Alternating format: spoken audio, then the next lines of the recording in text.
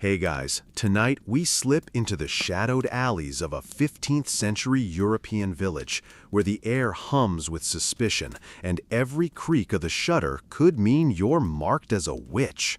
Picture yourself standing on a muddy street, the tang of wood smoke stinging your nose as villagers clutch their rosaries and whisper about curses. Torches flicker, casting jagged shadows, and somewhere a dog howls, like it knows you probably won't survive this. The witch hunts are dawning, and you're right in the thick of it. Good luck dodging the noose or the pyre. So, before you get comfortable, take a moment to like the video and subscribe, but only if you genuinely enjoy what I do here. Drop a comment with your location and local time. I'd love to know where you're chillin' as we dive into this grim tale. Now, dim the lights, maybe cover with blanket for that soft background hum, and let's ease into tonight's journey together. You're not just a bystander in this village, you're a target, though you don't know it yet. It's the late 1400s, and Europe's gripped by a fever of fear. The church, still reeling from plagues and peasant revolts, insists the devil's behind every misfortune. Crops fail? Blame a witch. A cow stops giving milk? Definitely a witch's curse. Historians peg this era as the start of the witch hunts, with over 50,000 executions across Europe by the 1700s. That's the mainstream fact. These weren't random burnings, but a centuries-long panic, fueled by religion and bad harvests. You're caught in its opening act, where a single rumor can doom you. The village square buzzes with tension. You pass a baker, his apron dusted with flour, muttering about a neighbor's evil eye. You've got your own worries. Maybe you're a weaver, or you sell eggs at the market, but you feel eyes on you. A woman, Marjorie, who's always been a bit odd, lives at the village's edge. She mutters to herself, keeps a scruffy cat, and brews teas that smell like damp earth. Last week, a child died after drinking her fever cure. Now folks say she's got a pact with Satan. Here's the quirky tidbit. Some villagers swear Marjorie's cat glows red at midnight, a claim you'd laugh off if the stakes weren't so deadly. Superstition's a spark, and this village is dry tinder. You pause by the church, its stone walls cold under your fingers. Inside, a priest drones about Satan's minions hiding among the flock. His words aren't just sermons, they're weapons. Historians still argue whether the church orchestrated the hunts or just fanned the flames. Was it top-down control, or did villages spiral into paranoia on their own? Either way, you're not safe. The priest's gaze lingers on you, and your stomach twists. You're not Marjorie, but you've got quirks. Maybe you hum strange tunes while working, or collect herbs for headaches. In this world, different is a death sentence. You trudge home, the wind carrying snippets of gossip. Marjorie cursed the miller's wheat, someone hisses.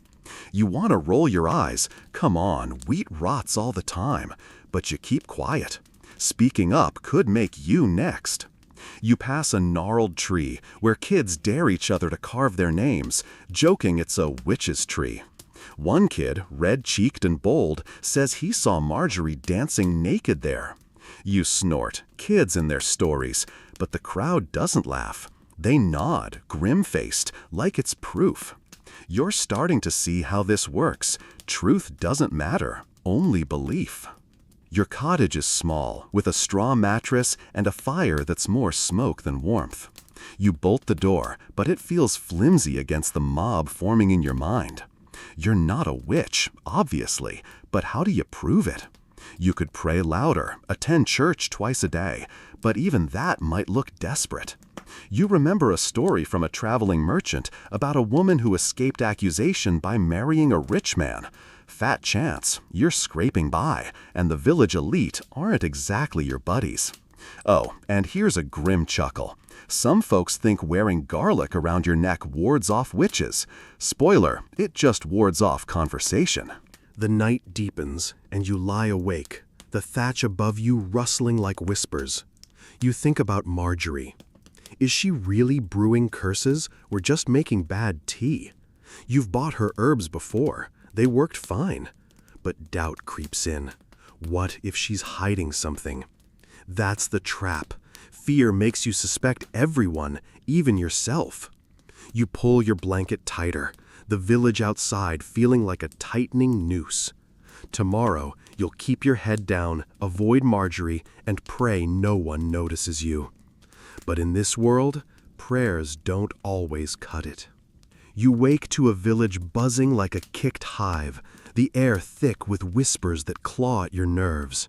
It's dawn, and you're hauling water from the well when you hear it. Marjorie, that odd woman from the edge of town, has been accused. Not just whispers now. A neighbor, red-faced and righteous, claims she hexed his crops to wither. You freeze, bucket sloshing, as eyes dart your way. You're not Marjorie, but you've bought her herbs, chatted with her at the market. In this 15th century nightmare, guilt by association is as good as a noose. You trudge back home, the mud sucking at your boots, wondering how a single pointed finger can unravel a life. The accusation isn't just gossip, it's a death warrant taking shape.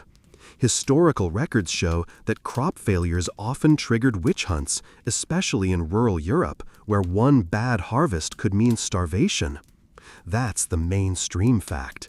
Economic desperation turned neighbors into accusers, and women like Marjorie, alone, quirky, or defiant, were easy targets. You pass the accuser's field. It's wheat, patchy, and brown. Could be blight, could be bad soil, but no one's blaming nature. They want a villain, and Marjorie's it. You catch yourself wondering if she really could curse crops. Then you shake it off. Get a grip, you're not buying this nonsense. Back at the square, a crowd's gathering, their voices a low hum of outrage. You linger at the edge, trying to blend in.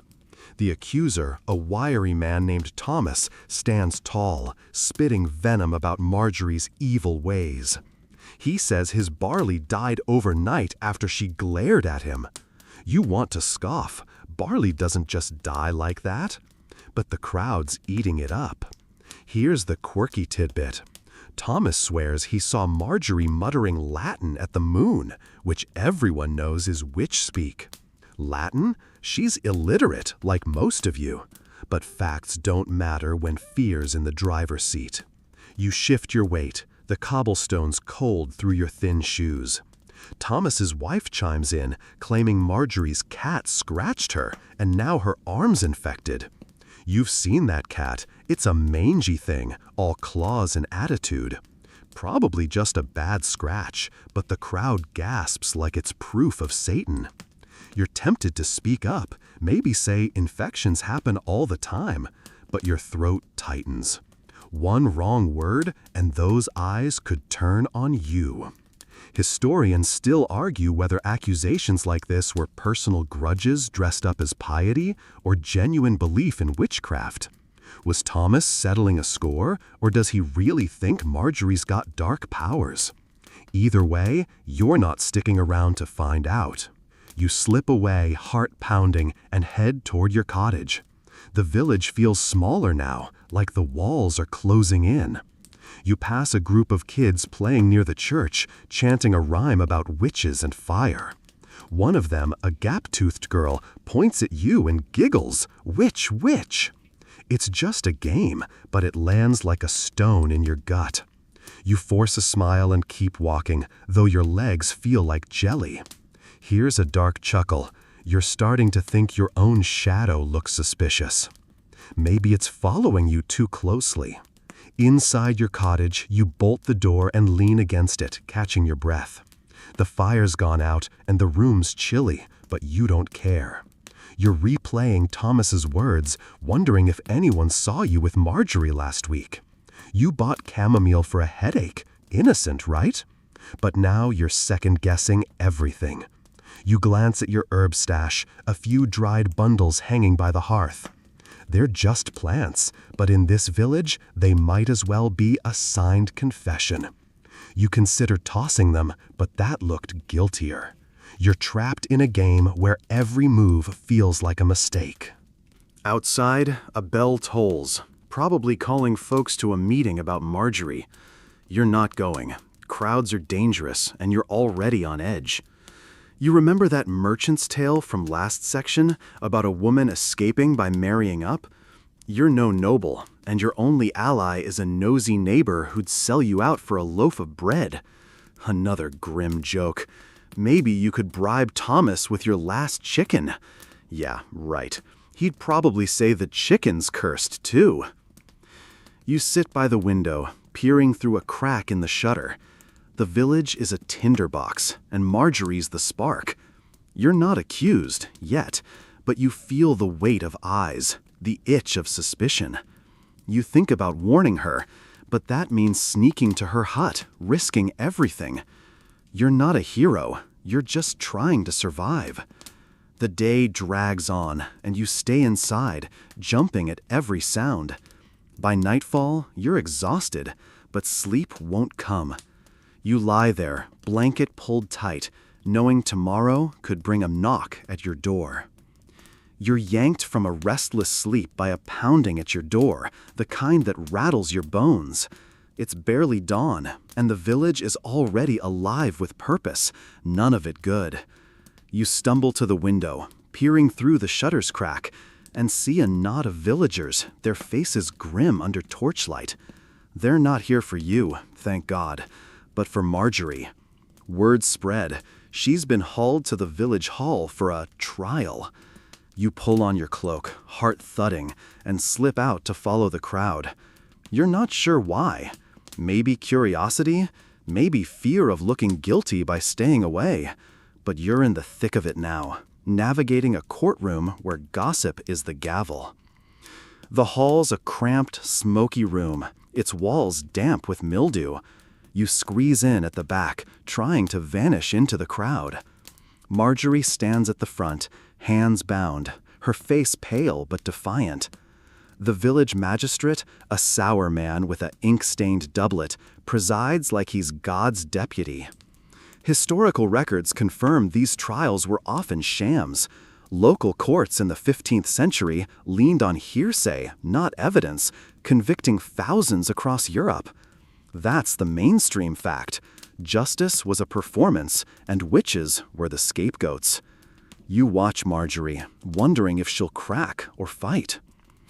Thomas, the crop-cursing accuser, is back, spinning his tale with more gusto. He claims Marjorie hexed his field after he refused to buy her foul brews. The crowd murmurs, eating it up. Then his wife adds that Marjorie's stare made her milk curdle.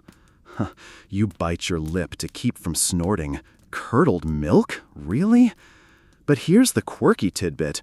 Someone swears Marjorie's shadow doesn't match her movements, proof she's unmoored from God's light. You'd laugh if the room weren't a powder keg. Shadows? Come on, it's just bad candlelight.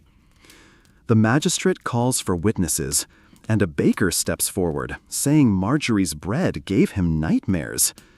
You're starting to see the pattern. Every grudge, every bad day gets pinned on her. You shift uncomfortably, your own encounters with her flashing through your mind. You bought her chamomile, sure, but you never had nightmares. Still, you keep your mouth shut.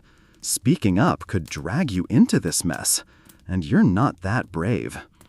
Historians still argue whether these trials were driven by mass hysteria or calculated power grabs.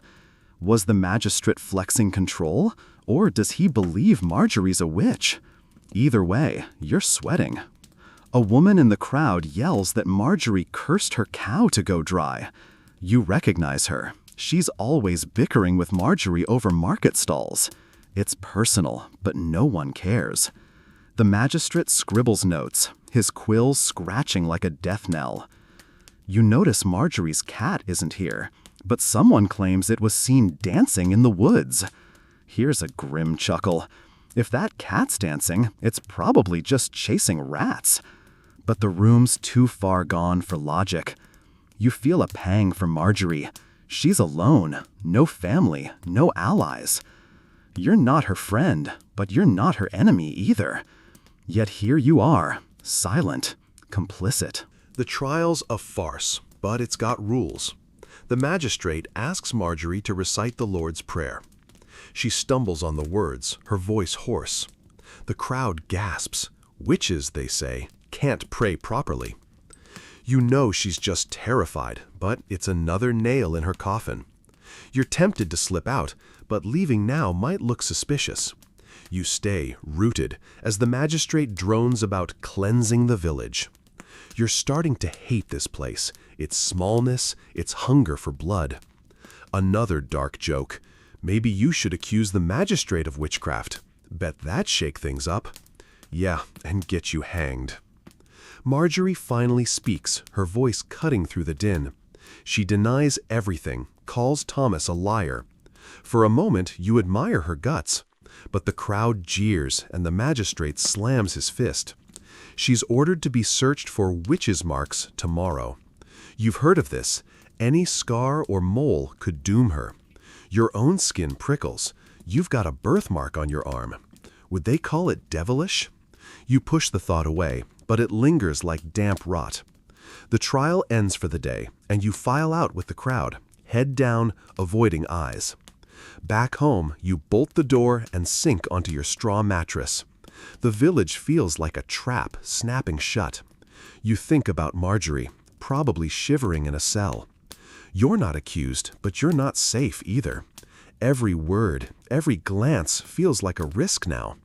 You pull your blanket over your head, trying to block out the world. Sleep's a distant hope, but you close your eyes anyway, the trial's echoes chasing you into the dark. You're trudging through the village at dawn, the air sharp with frost, when you hear the crowd before you see it. They're packed outside the magistrate's hall, buzzing like flies on a carcass. Marjorie's back, but this time it's no trial, it's an inspection. You linger at the edge, your breath clouding in the cold, as two grim-faced women, the village searchers, prepare to check Marjorie for a witch's mark. You've heard the whispers. A mole, a scar, anything unnatural could be the devil's signature. You're not accused, but your own birthmark itches under your sleeve, and you wonder how anyone escapes this madness. The hall's doors creak open, and Marjorie's let out, her hands still bound. She's thinner, her eyes hollow, but she holds her head high. The searchers, both widows with faces like old leather, claim they're God's tools, sniffing out evil. Historical records show these inspections were standard in witch trials. By the 16th century, thousands were condemned for marks that were often just skin quirks. That's the mainstream fact. A blemish could kill you, no questions asked. You watch, stomach churning, as the crowd leans in, hungry for proof. One searcher lifts Marjorie's sleeve, exposing a small, dark mole on her arm. The crowd gasps, and you wince. Moles are common, aren't they? But the searcher declares it unnatural, saying it didn't bleed when pricked. Here's the quirky tidbit. Some believed witches' marks were numb, immune to pain, and testers used needles to prove it. You're no doctor, but you know a mole's just skin. Still, the crowd's eating it up, whispering about Satan's touch. You shift, your cloak hiding your own mark. What if they turned on you? The second searcher combs through Marjorie's hair, claiming a scar behind her ear is the devil's kiss. You want to roll your eyes. Scars come from falls, not demons, but the magistrate nods gravely. Historians still argue whether these searchers were sadistic opportunists or genuinely believed they were saving souls. Were they just cruel, or did fear twist their minds? Either way, Marjorie's doomed. You catch her eye for a split second, and she looks right through you. Not angry, just empty. You drop your gaze, guilt prickling. You're not her savior, you're just trying to survive. The crowd's getting louder, some shouting for justice, others muttering prayers. A boy near you, barely 10, tosses a pebble at Marjorie, giggling. You want to snap at him, but his mother's right there, nodding approval. Here's a grim chuckle. Maybe you should start a business selling witch-proof charms. Bet you'd make a fortune before they accused you of witchcraft, too. You edge back, the mob's energy suffocating. You're starting to see how this works. The marks aren't the point, they're an excuse. The village needs a villain, and Marjorie's it. You slip down a side street, heart pounding, and lean against a wall to catch your breath. The inspection's still going, but you can't watch anymore. You think about your own skin. Your birthmark's small, shaped like a lopsided star. You've had it forever, but now it feels like a brand. You could hide it, but what if someone saw you bathing? Gossip spreads faster than plague here. You remember Thomas's accusation from that crop failure in Section 2, how one pointed finger snowballed into this. You're not Marjorie, but you're not invisible either. Back at your cottage, you check your birthmark in the dim light of a candle. It's just a patch of skin, but you imagine searchers twisting it into proof of evil. You pull your sleeve down, cursing this village and its paranoia. Another dark joke. Maybe you should accuse your creaky door of witchcraft. At least it'd take the heat off you. You try to laugh, but it's hollow. The village feels like a noose tightening, and you're starting to wonder if anyone gets out alive. You sit by the hearth, the fire barely alive, and think about Marjorie. She's probably back in a cell, waiting for the next ordeal. You've heard of swimming witches, tying them up and tossing them in water. If she sinks, she's innocent. If she floats, she's guilty. Either way, it's a death sentence. You're not there yet, but every day feels like a step closer. You wrap yourself in your blanket, the cold seeping into your bones. Sleep's a faint hope, but you close your eyes, the crowd's jeers echoing in your head. You're pulled from a fitful doze by the toll of the village bell, its clang slicing through the morning fog. It's not a call to church. Today, Marjorie faces the water ordeal, a twisted test to prove her innocence. You stumble outside, the damp air clinging to your skin, and join the crowd trudging toward the river. You don't want to go, but staying away might mark you as suspicious, and you're already jumpy about that birthmark under your sleeve. The riverbank's a grim stage, and you're just a face in the audience, praying you don't end up center stage. The crowd's packed tight, their breath steaming in the chill. Marjorie's there, hands and feet bound with coarse rope, her face gaunt but unyielding. The magistrate stands on a wooden platform, preaching about God's judgment. Historical records show water ordeals were common in early witch trials. By the 15th century, thousands faced this swimming test across Europe.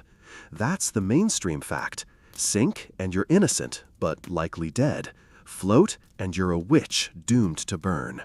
You watch, your stomach nodding, as they drag Marjorie toward the water. Two men, burly and stone-faced, tie a rope around her waist.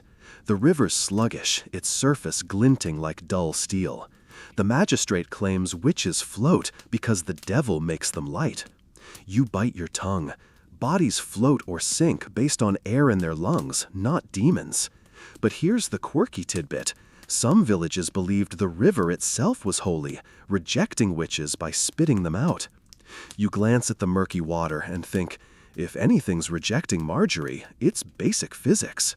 The crowd doesn't care. They're chanting prayers, eyes gleaming with righteous fever. They shove Marjorie in, and she hits the water with a splash that makes you flinch. She thrashes, then goes still, the rope taut. For a moment, she sinks, and you hold your breath. Maybe she'll be spared. Then she bobs up, gasping, and the crowd roars. "Witch!" they scream. You want to yell that anyone would float with air trapped in their clothes, but you're not stupid. Historians still argue whether these ordeals were rigged. Did officials weight ropes to sink the innocent, or let the accused float for a show? Either way, Marjorie's fate is sealed. You catch her eye as they haul her out, shivering and soaked. She looks defeated, and it twists something in you. The magistrate declares her guilt, and the crowd surges forward, some spitting at her. A woman near you, clutching a cross, says Marjorie's floating proves she cursed her hens. You're tempted to snap that hens die all the time, but you keep quiet. You're starting to hate how fear twists logic into knots. Here's a grim chuckle. Maybe you should jump in the river yourself. Bet you'd float too. And then what? You'd be sharing Marjorie's cell. You edge back, the mob's energy like a fever you don't want to catch. You slip away as they drag Marjorie off, her wet clothes trailing mud. The village feels like it's shrinking, every corner hiding eyes that could turn on you. You think back to Thomas's accusation in Section 2, how his withered crops started this. Now Marjorie's a witch because she didn't drown. You pass a kid tossing stones into the river, mimicking the ordeal with a grin. You want to shake him, but his father's nearby, muttering about cleansing the village. Another dark joke. Maybe the river's the real witch, swallowing everyone's common sense. Back at your cottage, you bolt the door and check your birthmark again, as if it might have grown overnight. It's still just a lopsided star, but it feels like a target. You're not Marjorie, but you're not safe. You've got herbs hanging by the hearth, like she did. You talk to your cat sometimes. Does that make it a familiar? You're spiraling, and you know it. You sit by the fire, its warmth barely touching the chill in your bones. The village is a trap, and you're starting to wonder if there's any way out. You lie down, pulling your blanket tight, but sleep's a faint hope. You keep seeing Marjorie in the water, her gasp as she surfaced. You wonder what's next for her. Torture? Confession? The stake? You're not there yet, but every day feels like a step closer. The bell's echo lingers in your head, a warning that this village spares no one. You're startled awake by a distant scream, the kind that curdles your blood even through the walls of your cottage. It's midday, and the village hums with a grim purpose you're starting to dread. Word spreading, Marjorie's been taken to a cell beneath the magistrate's hall, where they'll persuade her to confess. You pull on your cloak, the air inside your home feeling stale and heavy, and slip out to learn more. You're not sure why you're drawn to this. Maybe it's fear of missing a clue that could save you? But you're heading toward the hall, where Marjorie's cornered into admitting impossible crimes. The village square is quieter than yesterday's riverbank mob, but the tension's thicker, like a storm about to break. You linger near a market stall, pretending to eye some turnips, while eavesdropping on a knot of villagers. They say Marjorie's refusing to talk, but the magistrate's men are softening her up. Historical records show confessions were often coerced during witch hunts.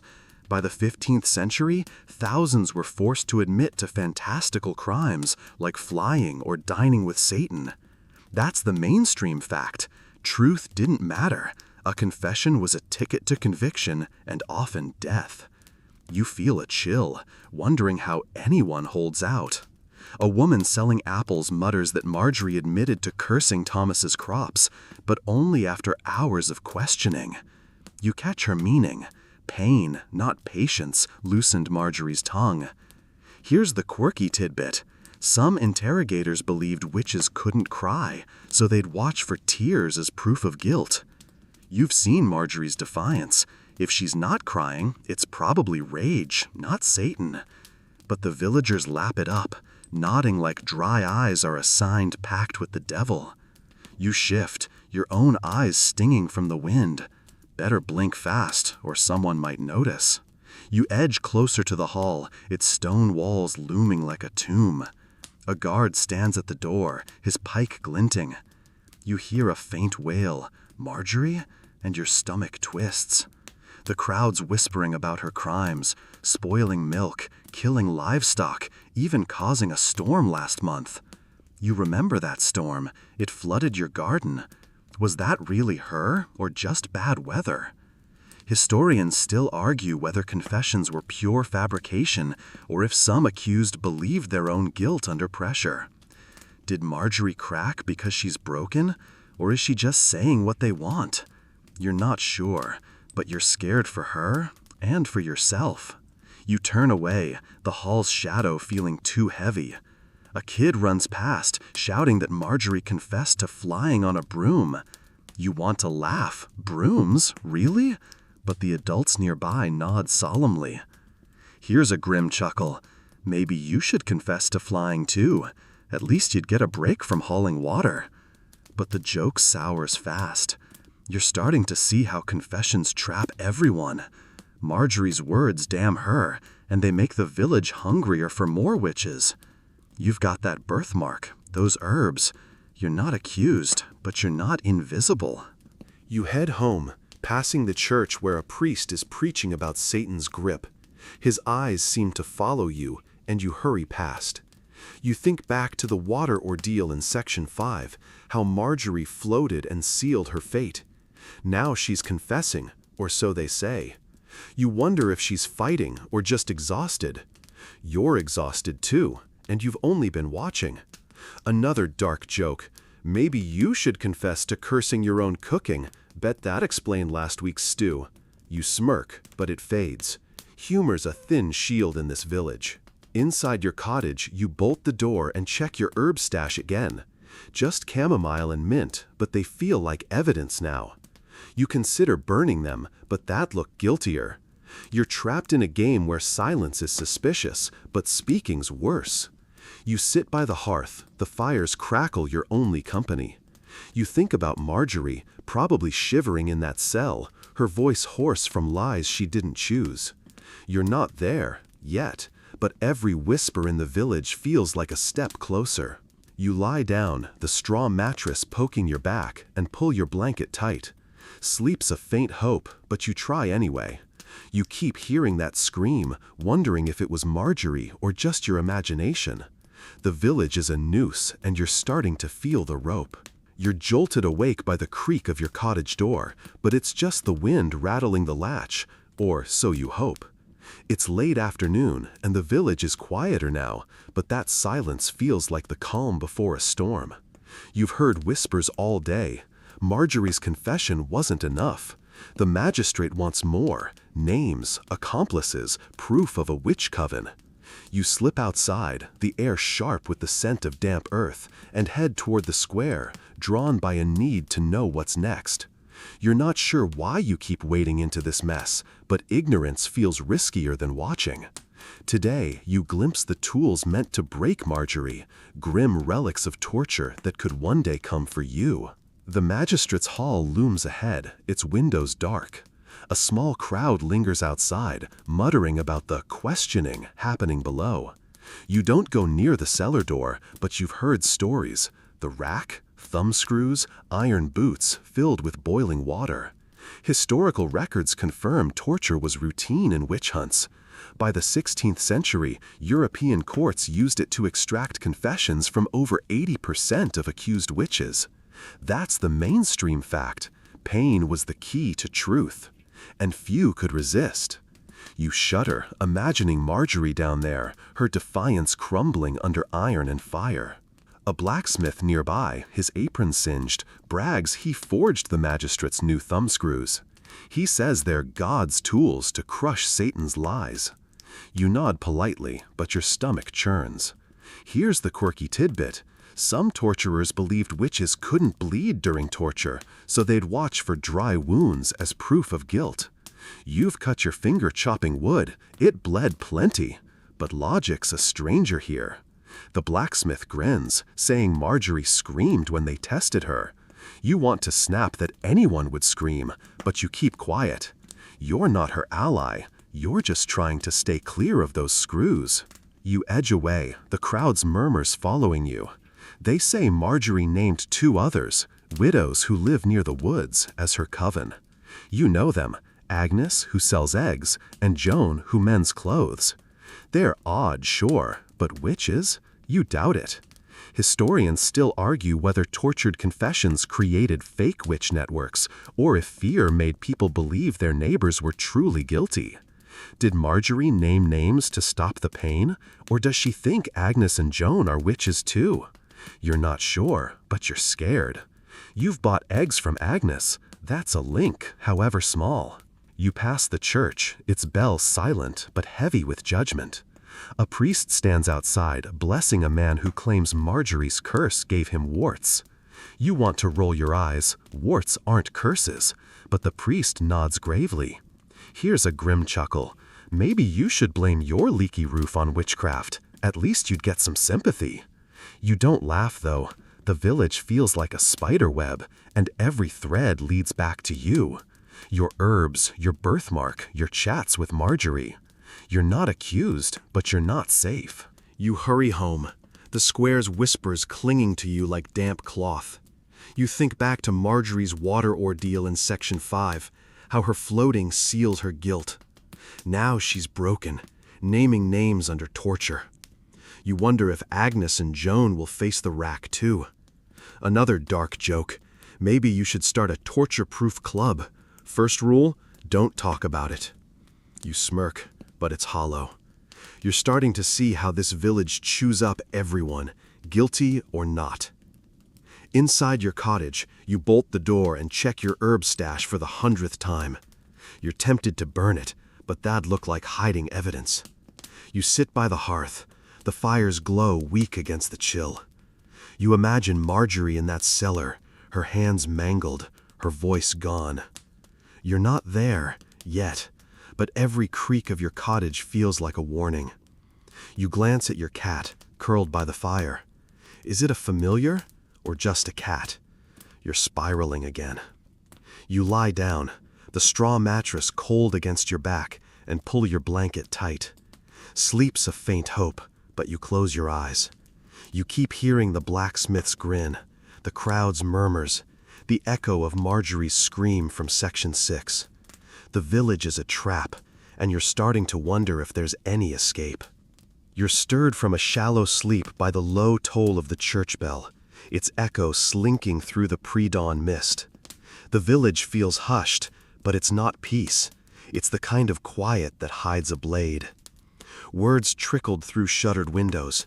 Marjorie's confession named Agnes and Joan, and now the magistrate's preaching about a coven threatening the village. You pull on your cloak, the wool scratchy against your skin, and head toward the church, drawn by a need to see what's fueling this frenzy. You're not part of it, but you're not free either. Every step feels like skirting a trap. Today, you hear the shadow of a book, the Malleus Maleficarum, guiding the priest's zeal to hunt witches like you might become. The churchyard's crowded, villagers packed shoulder to shoulder, their faces taut with fear and fury. You linger at the back, half hidden by a yew tree, its branches heavy with dew. The priest, a wiry man with eyes like coals, clutches a thick book and rails about Satan's minions. He's reading from the Malleus Maleficarum, a 1486 text that became the witch hunter's Bible. Historical records confirm it spread like wildfire, justifying thousands of executions across Europe. That's the mainstream fact. This book turned paranoia into policy, giving priests and magistrates a playbook to crush witches. You watch, your breath shallow, as the priest brandishes it like a weapon. He quotes a passage, saying witches fly to Sabbaths and curse crops with a glance. The crowd gasps, some crossing themselves. You want to scoff. Flying? You can barely climb a hill without wheezing. But here's the quirky tidbit. The Malleus claims witches use unguents made from baby fat to soar through the air. You've got lard in your pantry, but it's for cooking, not flying. Still, the crowd's eating it up, whispering about Marjorie's dark ointments. You shift, your herbs at home feeling like a noose tightening. Could someone twist your chamomile into witch's brew? The priest points at the crowd, saying anyone could be hiding Satan's mark. You flinch, your birthmark itching under your sleeve. He's quoting the Malleus again, urging vigilance against secret covens. You know Agnes and Joan, named in Marjorie's tortured confession from Section 7. They're not witches, just lonely widows, but the priest's words paint them as demons. Historians still argue whether the Malleus caused the witch hunts or just amplified existing fears. Did it create the panic, or was it a symptom of a village already cracking? Either way, you're sweating, wondering if your name's next. A woman near you, clutching a rosary, mutters that Joan's sewing needle pricked her unnaturally. You bite your lip, Needles prick, that's their job. But the priest's sermon has her seeing Satan in every pin. Here's a grim chuckle. Maybe you should blame your bad haircut on witchcraft. Bet the barber's got a cauldron somewhere. You don't laugh, though. The village is a powder keg, and the maleficarum is the spark. You're starting to hate how it twists everything. Herbs, marks, even needles. You slip away as the sermon peaks, the priest's voice chasing you down the street. You think back to Marjorie's water ordeal in Section 5, how her floating damned her.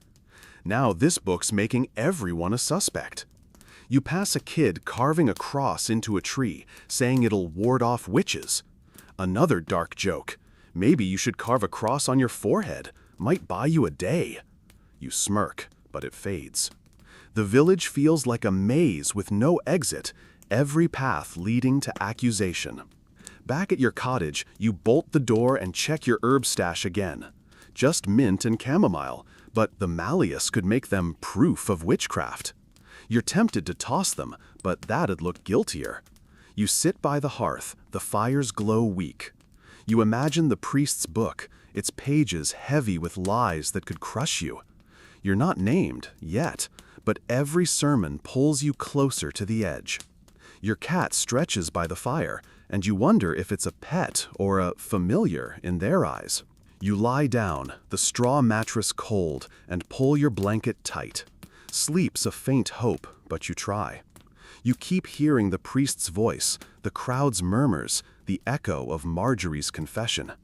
The village is a trap, and the Malleus Maleficarum is its blueprint. You're roused by the distant clatter of hooves, a sound that cuts through the morning's heavy fog like a warning. It's 1692, and you're no longer in that 15th century village. You're in Salem, Massachusetts, where the witch hunt fever has crossed the ocean and taken root with a vengeance. You step out of your small wooden house, the air sharp with pine and salt, and hear whispers of a new trial brewing. Teenage girls are accusing neighbors of witchcraft, their voices carrying deadly weight. You head toward the meeting house, your boots crunching on frost, drawn by a need to understand this strange new world where children hold the power to destroy. You're not accused, but the air feels charged, and you're wondering if Salem's paranoia could swallow you too. The meeting house is packed, its pews creaking under the weight of grim-faced Puritans. You slip in at the back, your cloak blending with the shadows. At the front, a girl, maybe 14, with wide eyes and trembling hands, claims a neighbor, Goody Proctor, bewitched her with visions. Historical records confirm the Salem witch trials hinged on such accusations. In 1692, over 200 people were accused and 20 executed, largely on the word of young girls. That's the mainstream fact. Teenage hysteria, or perhaps cunning, turned a town against itself. You watch, your pulse quickening, as the girl writhes, claiming Goody's spirit pinches her. The crowd murmurs, some nodding, others clutching Bibles. The girl, Anne, says she saw Goody Proctor dancing with the devil in the woods. You want to roll your eyes. Dancing? In this freezing swamp?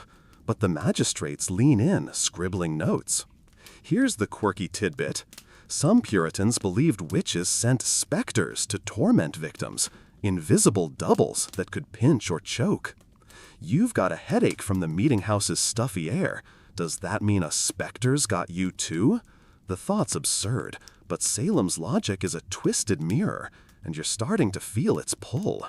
Anne points at another woman, Sarah Good, saying her muttering caused a cow to die. You know Sarah. She's a beggar, sharp-tongued but harmless. The magistrates nod, as if muttering's a capital crime. Historians still argue whether the Salem girls were faking, traumatized, or genuinely believed their visions. Were they manipulating the town, or caught in a delusion fed by fear? Either way, you're uneasy. You've muttered under your breath, who hasn't? And your birthmark still hides under your sleeve, a secret that feels heavier here. You shift, trying to stay invisible, but the crowd's eyes seem to roam everywhere. A man near you whispers that Anne's fits started after eating strange bread. You bite back a snort. Moldy rye, maybe, not witchcraft. But the rumor's spreading, and Salem's eating it up. Here's a grim chuckle. Maybe you should accuse your lumpy porridge of bewitching your stomach. Bet that'd get a laugh before they hauled you away. You don't smile, though. The meeting house feels like a trap, and these girls are its jaws. You're starting to see how accusations here spread like fire, and you've got links to the accused. Herbs, like Marjorie's in Section 2, and a cat that might look familiar to these zealots. You slip out as Anne's fits grow louder, her screams chasing you into the cold. You think back to the Malleus Maleficarum in Section 8, its lies fueling Europe's hunts. Salem's got no such book, but it's got these girls, and they're just as deadly. You pass a child drawing in the dirt, chanting about witches. Another dark joke. Maybe you should join her game, call your broom a witch, and be done with it. You don't laugh. Salem's a new world, but it's the same noose, just with a different knot. Back at your house, you bolt the door and check your herb stash. Still just mint and chamomile, but they feel like evidence now. You're tempted to burn them, but that'd draw attention.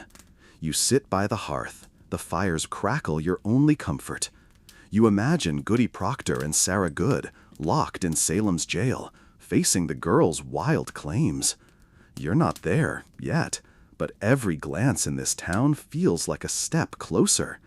Your cat curls up beside you, and you wonder if Anne would call it a demon. You lie down, the wooden floorboards creaking, and pull your blanket tight. Sleep's a faint hope, but you try. You keep hearing Anne's screams, the crowd's murmurs, the echo of Marjorie's confession from Section 6. Salem's a different place, but the fear's the same, and you're starting to wonder if escape is just a dream. You're stirred from a restless nap by the creak of wagon wheels outside, their rumble cutting through Salem's evening chill. It's 1692, and the town's still reeling from the meeting house accusations you witnessed earlier. You step onto your porch, the air thick with wood smoke and suspicion, and hear whispers of spectral evidence spreading like a plague. The girls' claims, visions, pinches from invisible spirits are now proof in Salem's courts, and you're heading to the tavern to gauge the mood. You're not accused, but your herbs and that birthmark make you feel like a marked man, wondering if these ghostly accusations could trap you in their web. The tavern's a dim, smoky den, its tables packed with farmers and merchants muttering over ale.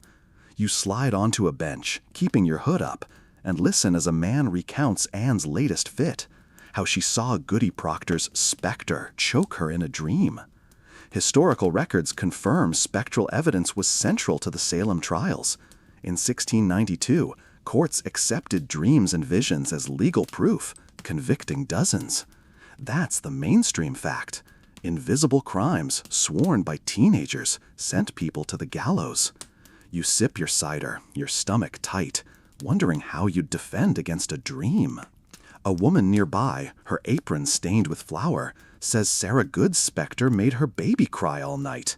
You want to roll your eyes. Babies cry, it's what they do. But the tavern nods along, grim-faced. Here's the quirky tidbit. Some Puritans believed witches' specters could slip through keyholes, attacking without leaving a trace. You glance at the tavern's locked door, half expecting a ghost to slither in. Ridiculous. But Salem's logic twists everything, and you're starting to feel its pull. Your birthmark itches, and you wonder if a girl like Anne could see it in her visions. The tavern buzzes with fear, but there's a split. A blacksmith argues spectral evidence is nonsense. How do you disprove a dream? Others hiss him down, quoting ministers who swear it's God's truth.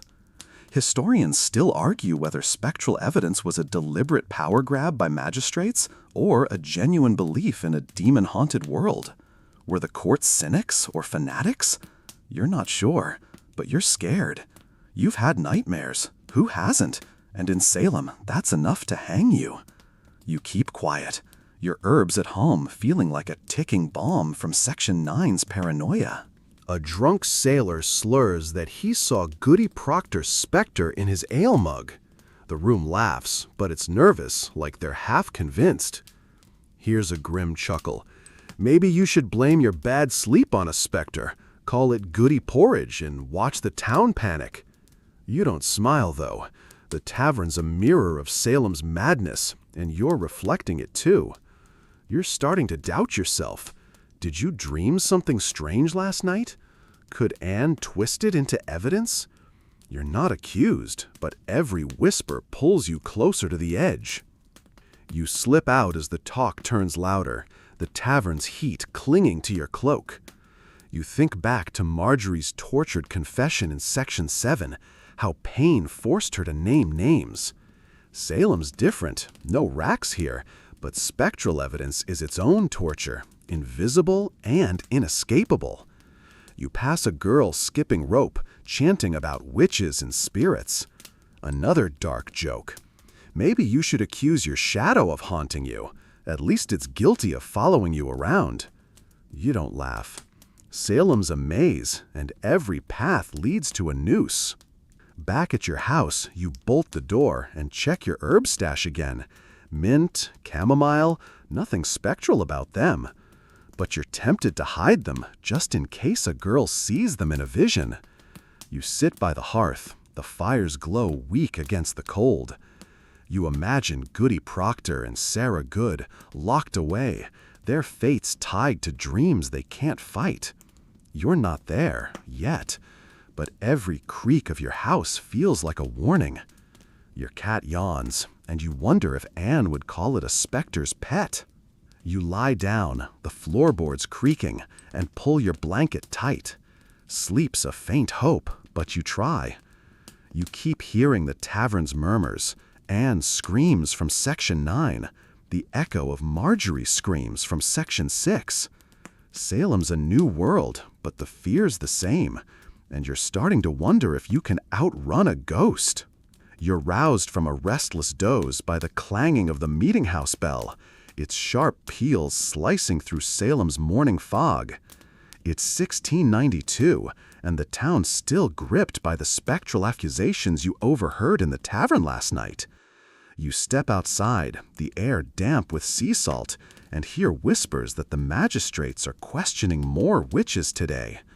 Your cat, stretching lazily on your porch, catches the eye of a passing neighbor, and you feel a prickle of dread. You head toward the meeting house, your boots heavy on the dirt path, drawn by a need to know how far this madness will spread. You're not accused, but that cat, your innocent pet, could be labeled a demonic ally, and you're wondering if Salem's paranoia will claw you next. The meeting house is stifling, its air thick with sweat and fear. You slip into a back pew, trying to blend with the somber crowd. At the front, Anne and her fellow accusers point fingers at a frail woman, Bridget Bishop, claiming her familiar, a black cat, spied on them for Satan. Historical records confirm familiars were a staple of witch trials. In the 17th century, pets like cats or dogs were often seen as demonic agents, leading to countless convictions. That's the mainstream fact. A purring pet could doom you in Salem's courts. You glance at your hands, imagining your own cat's soft fur, and feel a knot in your chest. Anne swears she saw Bridget's cat glow with hellfire eyes at midnight. The crowd gasps, but she wants to scoff. Cat's eyes reflect light. It's no devilry. Here's the quirky tidbit. Some Puritans believed familiars suckled blood from witches' teats, hidden marks on their bodies. You've scratched your cat's ears. It's no bloodsucker. But the magistrates nod, scribbling notes, and you're starting to see how Salem twists love into evil. Your cat's just a pet, but you're rethinking letting it roam, especially after that neighbor's glance this morning.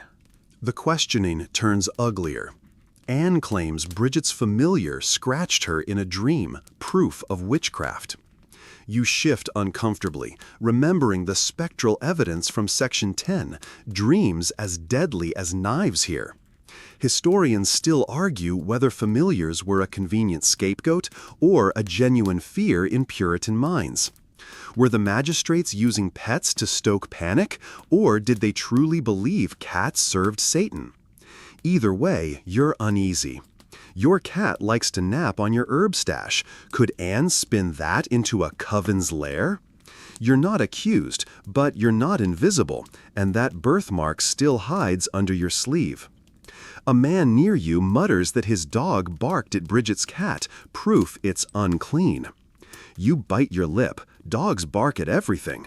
But the crowd's eating it up, some clutching charms to ward off familiars.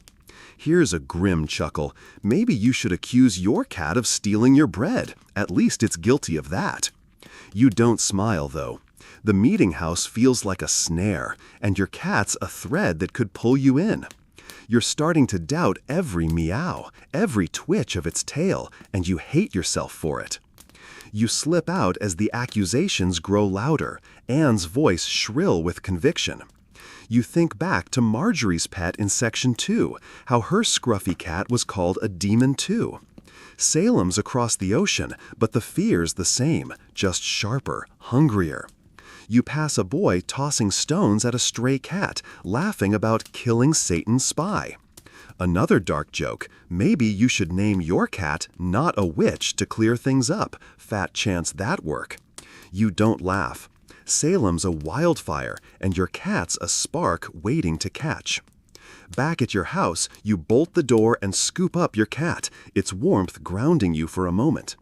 You check your herb stash, still just mint and chamomile, but they feel like evidence next to a familiar. You're tempted to lock the cat inside, but it'd yowl and draw attention. You sit by the hearth, the fire's crackle drowned by your racing thoughts. You imagine Bridget Bishop locked away, her cat's fate sealed by a girl's wild claims. You're not there yet, but every glance at your pet feels like a step closer. You lie down, the floorboards creaking, and pull your blanket tight, your cat curled at your feet. Sleep's a faint hope, but you try. You keep hearing Anne's accusations, the crowd's murmurs, the echo of Marjorie's cat from Section 2. Salem's a trap, and you're starting to wonder if even your pet can escape its jaws. You're jolted awake by a sharp knock at your door, the sound slicing through the pre-dawn stillness of Salem. It's 1692, and your heart's already racing. Knocks at this hour mean trouble. You peer through a crack in the shutter and see a neighbor, not a magistrate, but his grim face says enough. Another trial's brewing, and the town's whispering about coven meetings in the woods. You pull on your cloak, the air damp with dread, and decide to slip out, not toward the meeting house, but to the forest's edge. You're not accused, but the weight of your herbs, your cat, and that birthmark pushes you to consider flight. You're wondering if you could escape Salem's noose, only to realize witch hunters patrol the borders, and running might be a trap of its own. The forest looms dark, its pines whispering in the wind. You stick to the shadows, your boots sinking into moss, hoping to clear your head. Salem's trials, and spectral visions from Section 10, the familiar accusations in Section 11 are closing in like a vice. Historical records show escape was rare during the witch hunts. In 1692, Salem's militia and informants snared most fugitives, with only a few slipping away to New York or Canada. That's the mainstream fact. Running was a gamble, and the odds were brutal. You pause by a garned oak, wondering if you'd even make it past the town line. A twig snaps nearby, and you freeze. It's just a deer, but your pulse hammers. You've heard of witch-finders, men paid to track runaways, claiming they can smell Satan's taint. Here's the quirky tidbit. Some believed witches left trails of black soot only hunters could see. You glance at your muddy boots, nothing supernatural, just dirt, but in Salem, that's enough to damn you. You're starting to see why running's a fool's hope. The forest's no sanctuary. It's a maze of eyes, real and imagined, and you're no woodsman. You crouch low, imagining a path to Boston, then Montreal. But who'd hide you? You've got no coin, no kin beyond Salem. The magistrates have spies, neighbors, even children, reporting suspicious moves. Historians still argue whether escapees were lucky or cunning, or if most were betrayed by their own desperation. Did the few who got away plan better, or just roll the dice? You're not sure, but you're scared. Your cat's back home, your herbs are a liability, and that birthmark feels like a beacon. Running might scream guilt louder than staying put. A distant shout makes you flinch. Hunters or just loggers? You don't wait to find out. You backtrack towards Salem, the town's steepled silhouette a grim welcome. You think of Goody Proctor, locked away after Anne's accusations in Section 9. Could she have run? Probably not. Salem's a cage. Here's a grim chuckle. Maybe you should fly on a broom, like the Malleus Maleficarum claimed in Section 8. Bet that beat trudging through mud. You don't laugh, though. The forest's a dead end, and you're starting to feel the walls closing in. You slip back into town, dawn's light creeping over the rooftops.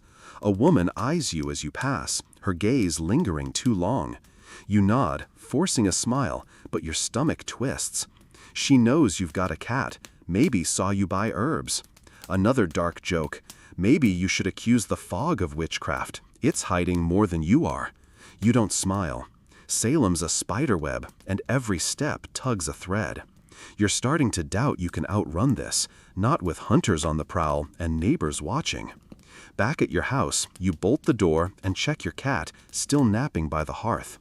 You're tempted to pack a sack and try for the woods again, but the memory of that twig snap stops you. You sit by the fire, its warmth barely touching the chill in your bones. You imagine the hunters, their dogs sniffing for soot, and wonder if staying's safer than fleeing. You're not accused, yet, but every creak of your house feels like a hunter's step. Your herbs sit in the corner, mocking you with their innocence. You lie down, the floorboards groaning, and pull your blanket tight. Your cat's purr a faint comfort. Sleep's a faint hope, but you try. You keep hearing that twig snap, Anne's screams from Section 9, the echo of Marjorie's confession from Section 6. Salem's a trap, and you're starting to wonder if running, or staying, makes any difference at all. You're stirred from a shallow sleep by the low hum of voices outside, seeping through your Salem home's thin walls like damp rot. It's dusk, 1692, and the town's still reeling from the spectral accusations and familiar fears you've dodged so far. You crack open a shutter and see neighbors clustering, their lanterns casting jittery shadows. They're not after you, yet, but they're whispering about Bridget Bishop and Sarah Good, how their coven has fractured the town. You pull on your cloak, the air thick with chimney smoke, and slip toward the square, drawn by a need to understand how paranoia's tearing Salem apart. You're wondering if this community, once tight-knit, can ever heal, or if its cracks will swallow you too. The square's a tense knot of faces, some angry, others scared, all divided. You linger by a barrel, pretending to adjust your boot while eavesdropping. A merchant blames Bridget for his spoiled wares. His wife snaps that he's just cheap, not bewitched. Historical records show witch hunts often split communities. In 1692, Salem's accusations turned neighbors into enemies, with families feuding over guilt or innocence. That's the mainstream fact. Fear didn't just hunt witches, it broke trust, leaving scars that lingered for generations. You watch, your breath shallow, as the merchant glares at his wife, the crowd picking sides. A farmer mutters that Sarah Good's begging cursed his harvest, but another man, older, scoffs. Bad weather, not witches, ruined the crops. You want to nod, finally someone with sense. But the farmer's friends close ranks, calling the skeptic a witch lover. Here's the quirky tidbit. Some Puritans believed witches could steal a neighbor's luck, making their own fields fail. You've had a lean year. Is that luck theft or just life? The argument heats up, and you edge back, your herbs and cat from Section 11 feeling like weights dragging you towards suspicion. The crowd splitting into camps, those who see witches everywhere and those daring to doubt. A woman, her shawl tight, says she saw Bridget's cat near her sick child. Another woman rolls her eyes, saying cats roam, not curse. You feel a flicker of hope. Maybe reason's not dead. But the first woman's friends shout her down. Historians still argue whether community fractures were fueled by economic stress or blind faith. Did Salem crack because of land disputes and hunger, or was it pure religious zeal? You're not sure, but you're scared. Your birthmark itches, and you wonder if a neighbor's grudge could pull you into this mess. A fistfight breaks out. Two men, one yelling about Satan's grip, the other about foolish lies. The crowd scatters, some cheering, others fleeing. You slip away, heart pounding, as lanterns bob like fireflies. Here's a grim chuckle. Maybe you should accuse the whole town of witchcraft. Bet they'd all point fingers before sunrise. You don't laugh, though. The square's a mirror of Salem's soul, and it's shattering. You're starting to see how no one's safe. Not the accused, not the accusers, not even you, with your quiet life and hidden birthmark. You hurry home, passing a child drawing witch marks in the dirt, her mother nodding approval. You think back to the forest's edge in Section 12, how running felt impossible with hunters lurking. Staying's no better, this town's eating itself. Another dark joke, maybe you should join the fistfight, claim you're punching Satan, might earn you a day's grace. You don't smile. Salem's a storm, and every glance feels like lightning waiting to strike. You're starting to doubt you can stay neutral, not when neighbors are choosing sides. Back at your house, you bolt the door and check your cat, still napping by the hearth. Your herb stash, mint, chamomile, sits in the corner, innocent but damning in this town's eyes. You're tempted to take sides, maybe defend Sarah Good, but that'd paint a target on you.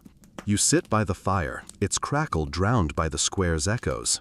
You imagine Bridget and Sarah locked away, their names tearing Salem apart. You're not there, yet, but every neighbor's glare feels like a step closer. You lie down, the floorboards creaking, and pull your blanket tight, your cat's warmth a small anchor. Sleep's a faint hope, but you try. You keep hearing the crowd's shouts, Anne screams from Section 9, the echo of Marjorie's confession from Section 6. Salem's a broken mirror, and you're starting to wonder if any piece of it can hold you safe. You're pulled from a restless haze by the sharp scent of smoke, not from your hearth, but drifting through Salem's night air. It's late, 1692, and the town's still fractured from the brawls and whispers you saw in the square yesterday. You crack open your shutter and see distant torches flickering near the meeting house, where rumors say the magistrates are planning Bridget Bishop's execution. You pull on your cloak, the cold biting your fingers, and slip toward the edge of town, driven by a grim need to know what's next. You're not accused, but the smell of burning wood stirs memories of Marjorie's trials, and you're wondering if the pyre's threat could soon turn on you. The meeting house glows with torchlight, a crowd gathered like moths to a flame. You stay back, hidden by a cart, as the magistrate preaches about cleansing Salem with fire. Bridget's been convicted, her familiar and spectral crimes from Section 11 sealing her fate. Historical records show burning wasn't common in Salem, hanging was the norm. But in Europe, pyres claimed thousands during the witch hunts. That's the mainstream fact. Fire was a symbol of purification, and even in Salem, its threat loomed large. You smell the smoke, likely from a bonfire, and feel your throat tighten, imagining Bridget's fear. A woman near you, her face half lit, says Bridget's cat was burned alive to break its curse. You wince. Cats don't curse, they hunt mice. But the crowd nods, some crossing themselves. Here's the quirky tidbit. Some believed burning a witch's possessions, even pets, stopped their magic from lingering. You think of your own cat, napping back home, and your herbs still tucked in the corner. Could they burn those too? The woman adds that Bridget's specter still haunts her dreams, proof the fire's needed. You want to snap that dreams aren't evidence, but you're not foolish enough to speak. The magistrate raises a torch, vowing to burn out Satan's grip. The crowd cheers, but a few look uneasy, their eyes darting. Historians still argue whether executions like Bridget's were meant to unify Salem or just deepen its fractures from Section 13. Did the magistrates think fire would heal the town, or were they stoking fear to keep control? You're not sure, but you're scared. Your birthmark itches, and you wonder if a neighbor, like the one who eyed your cat in Section 11, could point you out next. You're not Bridget, but you're not safe. Someone tosses a straw effigy into the bonfire, shouting, "Bridget's name!" The flames roar, and you step back, the heat stinging your face. Here's a grim chuckle. Maybe you should toss your old boots in the fire, call them witch shoes to blend in. You don't laugh, though. The crowd's a beast, and you're starting to feel its hunger. You're tempted to run, like you considered at the forest's edge in Section 12, but the memory of hunters stops you. Staying's no better. This town's a pyre waiting to ignite. You slip away, the bonfire's crackle chasing you through the dark. You think back to Marjorie's water ordeal in Section 5, how her floating damned her. Salem prefers ropes to flames, but the fear's the same, hot, relentless, consuming. You pass a child clutching a charred stick, pretending it's a witch torch. Another dark joke. Maybe you should light a candle and call it a holy flame. Might buy you a day. You don't smile. Salem's a furnace, and every glance feels like a spark. You're starting to doubt you can dodge this heat. Back at your house, you bolt the door and check your cat, still curled by the hearth. Your herb stash, mint, chamomile, feels like kindling now. You're tempted to hide them, but that look guiltier. You sit by the fire, its glow weak against the night's chill. You imagine Bridget, facing the gallows, her cat's ashes scattered. You're not there, yet, but every whiff of smoke feels like a warning. Your cat purrs, oblivious, and you envy its ignorance. You lie down, the floorboards creaking, and pull your blanket tight, the smoke's tang lingering in your nose. Sleep's a faint hope, but you try. You keep hearing the bonfire's roar, Anne's screams from Section 9, the echo of Marjorie's screams from Section 6. Salem's ablaze, and you're starting to wonder if anyone escapes the flames. You're roused from a fitful sleep by the toll of Salem's meeting house bell, its echo heavy with menace in the dawn's gray light. It's 1692, and the town's still smoldering from Bridget Bishop's conviction and the bonfire's grim promise you witnessed last night. You step outside, the air sharp with frost and fear, and hear whispers of the Inquisition's shadow stretching even here, across the ocean. The magistrates, inspired by old European zeal, are tightening their hunt for heretics. And you head toward the town center, your breath clouding, driven to see how this iron grip tightens. You're not accused, but your cat, your herbs, and that birthmark make you feel like prey, wondering if the church's unyielding hunt could crush you next. The town square is a tense huddle, villagers clutching cloaks against the cold. You linger by a tavern wall, half hidden, as a visiting minister from Boston preaching about extirpating Satan's agents. His words echo the Inquisition, that centuries-old machine of fear. Historical records show the Spanish Inquisition, peaking in the 15th century, inspired colonial witch hunts. With its methods, interrogations, public shaming, echoed in Salem's trials. That's the mainstream fact. The Church's crusade against heresy shaped Salem's paranoia, even if its fires burned hotter in Europe. You watch, your pulse quickening, as the minister brandishes a cross like a sword. He claims witches are heretics, defying God's order, and points to Sarah Good's mutterings as proof. You know Sarah's just a beggar, not a theologian, but the crowd murmurs agreement. Here's the quirky tidbit. Some inquisitors believed witches sealed their heresy by kissing the devil's hoof at Sabbaths. You've tripped in mud? Does that count as a demonic dance? The minister's fervor makes it feel possible, and you're starting to worry about your cat's late-night prowls from Section 11. Could they be spun into Sabbath visits? The minister calls for vigilance, saying heresy hides in quiet homes. You flinch, your herb stash flashing through your mind. He's not naming you, but his words feel like a net cast wide. Historians still argue whether Salem's magistrates consciously mimicked the Inquisition or were swept up in a shared religious panic. Were they copying Europe's playbook, or did fear just breed the same cruelty? You're not sure, but you're scared. Your birthmark itches, and you wonder if a neighbor, like the one who eyed you in Section 12, could call your quirks heretical. You're not Sarah Good, but you're not safe. A woman near you, her face pinched, says she saw Goody Proctor pray strangely before her arrest. You want to snap that prayers don't prove witchcraft, but the minister's gaze sweeps the crowd, and you stay silent. Here's a grim chuckle. Maybe you should pray to your cat. That'd get the minister's attention. You don't laugh, though. The square feels like a courtroom, and the Inquisition's shadow makes every word a risk.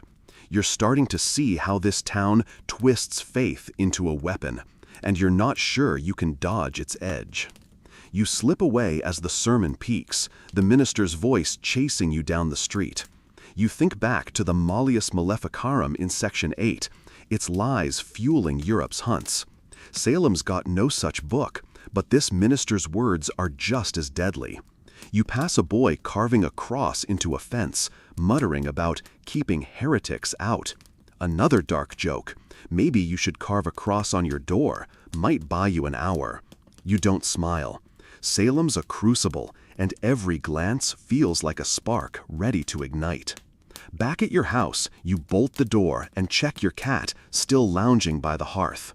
Your herbs, mint, chamomile, sit in the corner, innocent but damning in this town's eyes. You're tempted to pray, but what if someone hears and calls it strange? You sit by the fire, its crackle faint against the morning's chill. You imagine Sarah Good and Goody Proctor locked away, their heresy a lie born of fear. You're not there yet, but every sermon feels like a step closer. You lie down, the floorboards creaking, and pull your blanket tight, your cat's warmth a small shield. Sleep's a faint hope, but you try. You keep hearing the minister's voice. Anne screams from Section 9, the echo of Marjorie's confession from Section 6. Salem's a vice, and you're starting to wonder if faith itself is the trap. You're stirred from a restless nap by the creak of floorboards, though it's just your cat prowling in the dim light of your Salem home. It's evening, 1692, and the town's still reeling from the minister's Inquisition-fueled sermon you heard this morning. You light a candle, its flicker casting jittery shadows, and hear distant voices, neighbors arguing about heretics in their midst. You don't dare step outside. The air feels thick with accusation, and you're drawn inward, wondering why women like Sarah Good and Goody Proctor bear the brunt of Salem's wrath. You're not accused, but your herbs, your cat, and that birthmark make you feel like a target, and you're starting to see the gendered threads weaving this persecution's web. You sit by the hearth, the fire's glow weak, and think about the accused, mostly women, often poor, widowed, or defiant. Historical records show women made up over 75% of those accused in the Salem trials, a pattern echoing Europe's witch hunts. That's the mainstream fact. Women were targeted not just for witchcraft, but for stepping outside society's rigid roles, speaking out, living alone, or simply surviving. You think of Sarah Good, a beggar with a sharp tongue, and Bridget Bishop, bold and independent. They're not witches. They're women who don't fit. You're not like them, but you're a woman too, and that feels dangerous enough. A memory surfaces. Last week, a neighbor sneered when you haggled at the market, calling you headstrong. You brushed it off, but now it stings. Here's the quirky tidbit.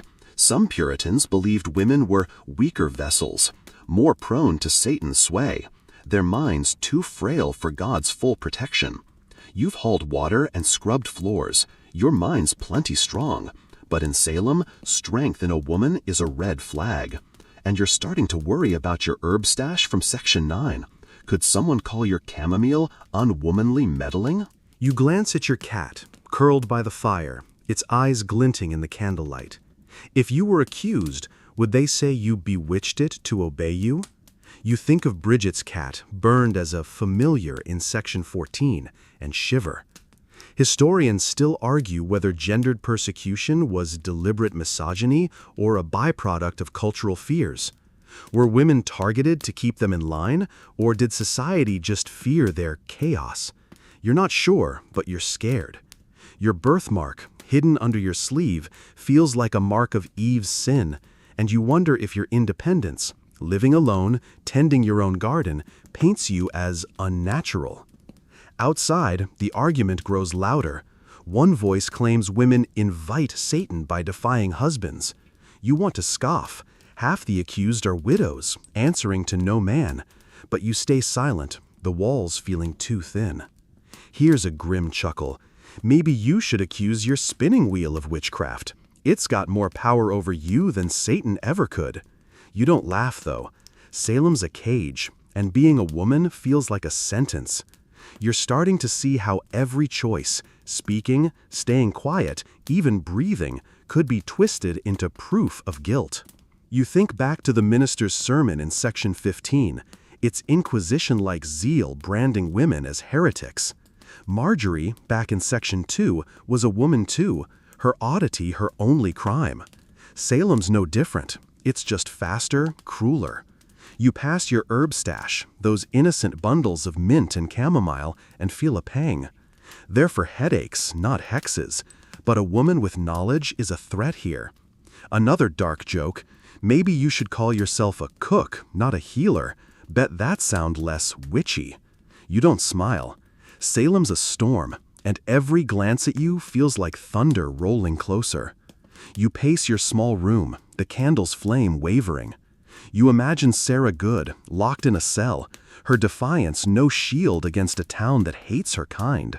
You're not there, yet, but every whisper outside your door feels like a step closer. You're tempted to burn your herbs, hide your cat, maybe even cut your hair to look meek.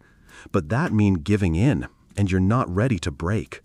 You sit by the fire, its warmth barely touching the chill in your bones, and stroke your cat, its purr a small defiance. You lie down, the floorboards creaking, and pull your blanket tight, the candle's glow fading. Sleep's a faint hope, but you try. You keep hearing those arguing voices. Anne's screams from section 9, the echo of Marjorie's confession from section 6. Salem's a crucible, and you're starting to wonder if being a woman is the real crime. You're startled awake by a sharp gust rattling your shutters, the night air seeping into your Salem home with a bite that feels personal. It's 1692, and the town's still simmering with the gendered fears you pondered last night, the accusations piling higher against women like Sarah Good. You light a candle, its flame trembling, and hear faint footsteps outside, patrols maybe, or just restless neighbors. You don't check. Instead, you sit by the hearth, your thoughts turning to your own herb stash, those bundles of mint and chamomile that could be twisted into dark magic. You're not accused, but as a woman with healing knowledge, you're wondering if your remedies could mark you as a heretic in Salem's eyes. The fire's glow casts shadows that dance like accusers, and you think about your herbs, simple plants you've used for years to ease fevers or soothe aches. In any other town, you'd be a healer, maybe even respected. Here, you're a potential witch. Historical records show that many accused witches were midwives or herbalists. In the 17th century, women with medical knowledge were often suspected of supernatural meddling, especially in Puritan communities. That's the mainstream fact. Healing, a woman's craft, became a death sentence when fear ruled. You clutch a sprig of chamomile. Its scent grounding, but dangerous now. You remember a neighbor, Goody Hale, who praised your tea for her cough last month. Now she avoids your eyes, maybe fearing your cures are curses. Here's the quirky tidbit. Some Puritans believed herbalists mixed potions under moonlight to bind their victims' souls. You've dried herbs in daylight, nothing mystical about it, but Salem's tales twist truth into terror. You're starting to worry about that birthmark from section 4, still hidden under your sleeve. Could it be called a witch's teat for your so-called potions? Your cat, purring nearby, doesn't help. It's a familiar waiting to be named. You think of Goody Proctor, accused in Section 9 for spectral crimes. Was she a healer too? You've heard she soothed children's fevers, like you do. Historians still argue whether targeting herbalists was about controlling women's knowledge or genuine fear of unnatural power. Were magistrates scared of women who knew too much, or did they just need scapegoats? You're not sure, but you're scared. Your herbs are innocent, but in Salem, innocence is a weak defense. You're tempted to hide them, but that look guiltier, and you're already on edge after the minister's sermon in Section 15. A distant shout outside makes you flinch. Another arrest? Or just a drunk? You don't dare look. You imagine Goody Hale whispering to the magistrates, turning your chamomile into proof. Here's a grim chuckle. Maybe you should sell your herbs as holy tea. Bet that confused the minister. You don't laugh, though. Salem's a trap, and your knowledge feels like a chain pulling you toward accusation. You're starting to see how every act of care, every tea, every salve, could be spun into a noose. You think back to Marjorie's herbs in Section 2, how her brews damned her long before the water ordeal in Section 5. Salem's no different, it's just colder, sharper. You glance at your cat, its eyes glinting in the candlelight, and wonder if it's a pet or a liability. Another dark joke. Maybe you should call your herbs soup spices and hope no one notices. Fat chance in this town. You don't smile. Salem's a crucible, and every whiff of mint feels like a spark. You're starting to doubt you can keep your healing quiet, not with neighbors watching. You pace your small room, the candle's flame flickering. You imagine Sarah Good, locked away, her mutterings from Section 15 twisted into heresy. Were her remedies called witchcraft too? You're not there, yet, but every creak outside feels like a step closer. You're tempted to burn your herbs, lock your cat away, maybe even flee, like you considered in Section 12. But running's no answer, and neither is hiding. You sit by the fire, its warmth faint, and crush a chamomile sprig in your hand, its scent a small rebellion. You lie down, the floorboards creaking, and pull your blanket tight. Your cat's purr a fragile comfort. Sleep's a faint hope, but you try. You keep hearing those footsteps, Anne's screams from Section 9, the echo of Marjorie's confession from Section 6. Salem's a vice, and you're starting to wonder if healing is the sin they'll burn you for. You're roused from a restless doze by the shrill cry of a child outside, its echo cutting through the early morning fog of Salem.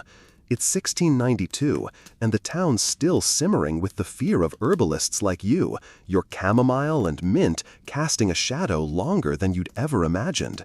You crack open your shutter and see a small crowd, a mother scolding her daughter for speaking with witches.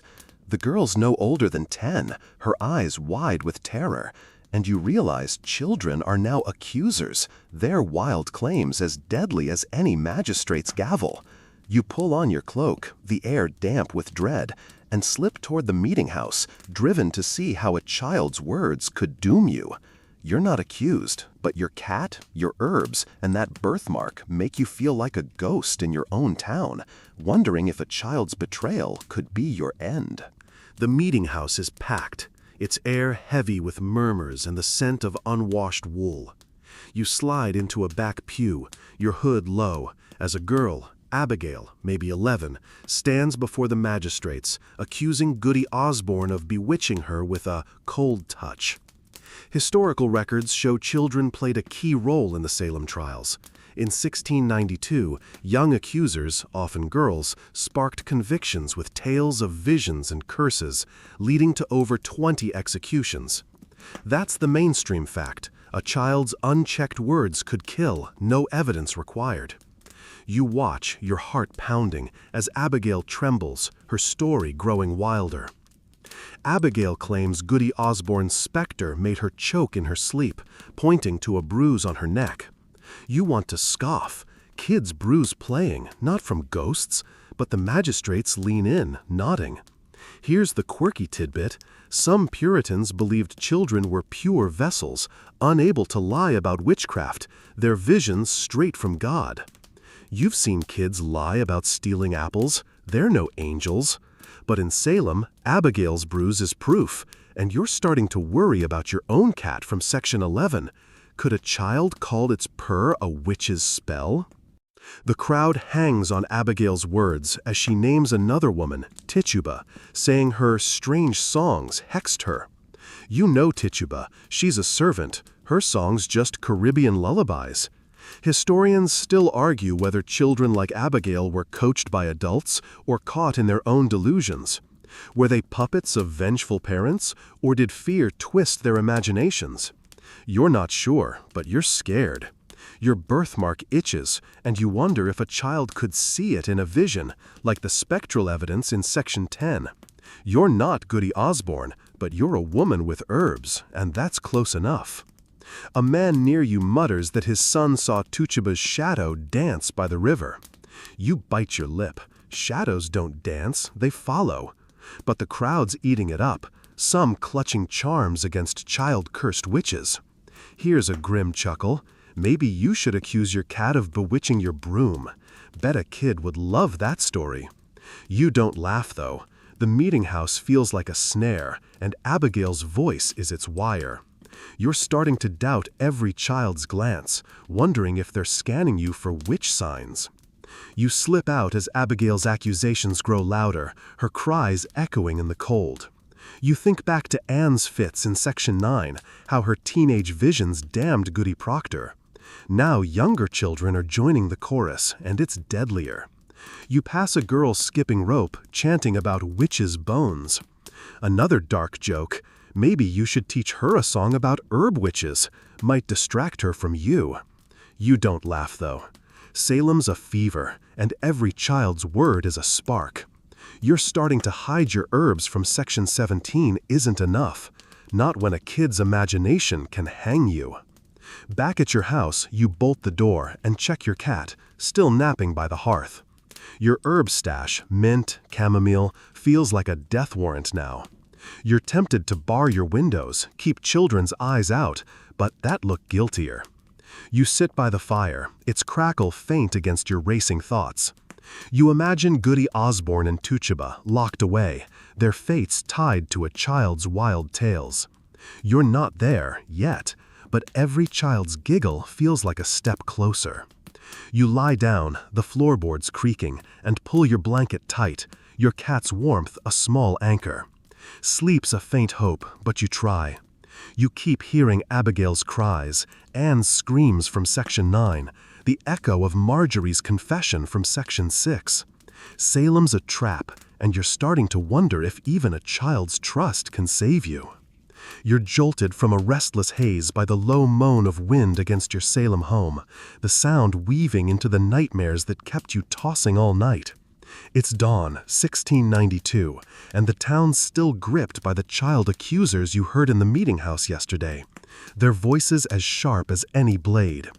You light a candle, its flame flickering like your nerves, and catch a glimpse of your cat slinking past, its eyes glinting.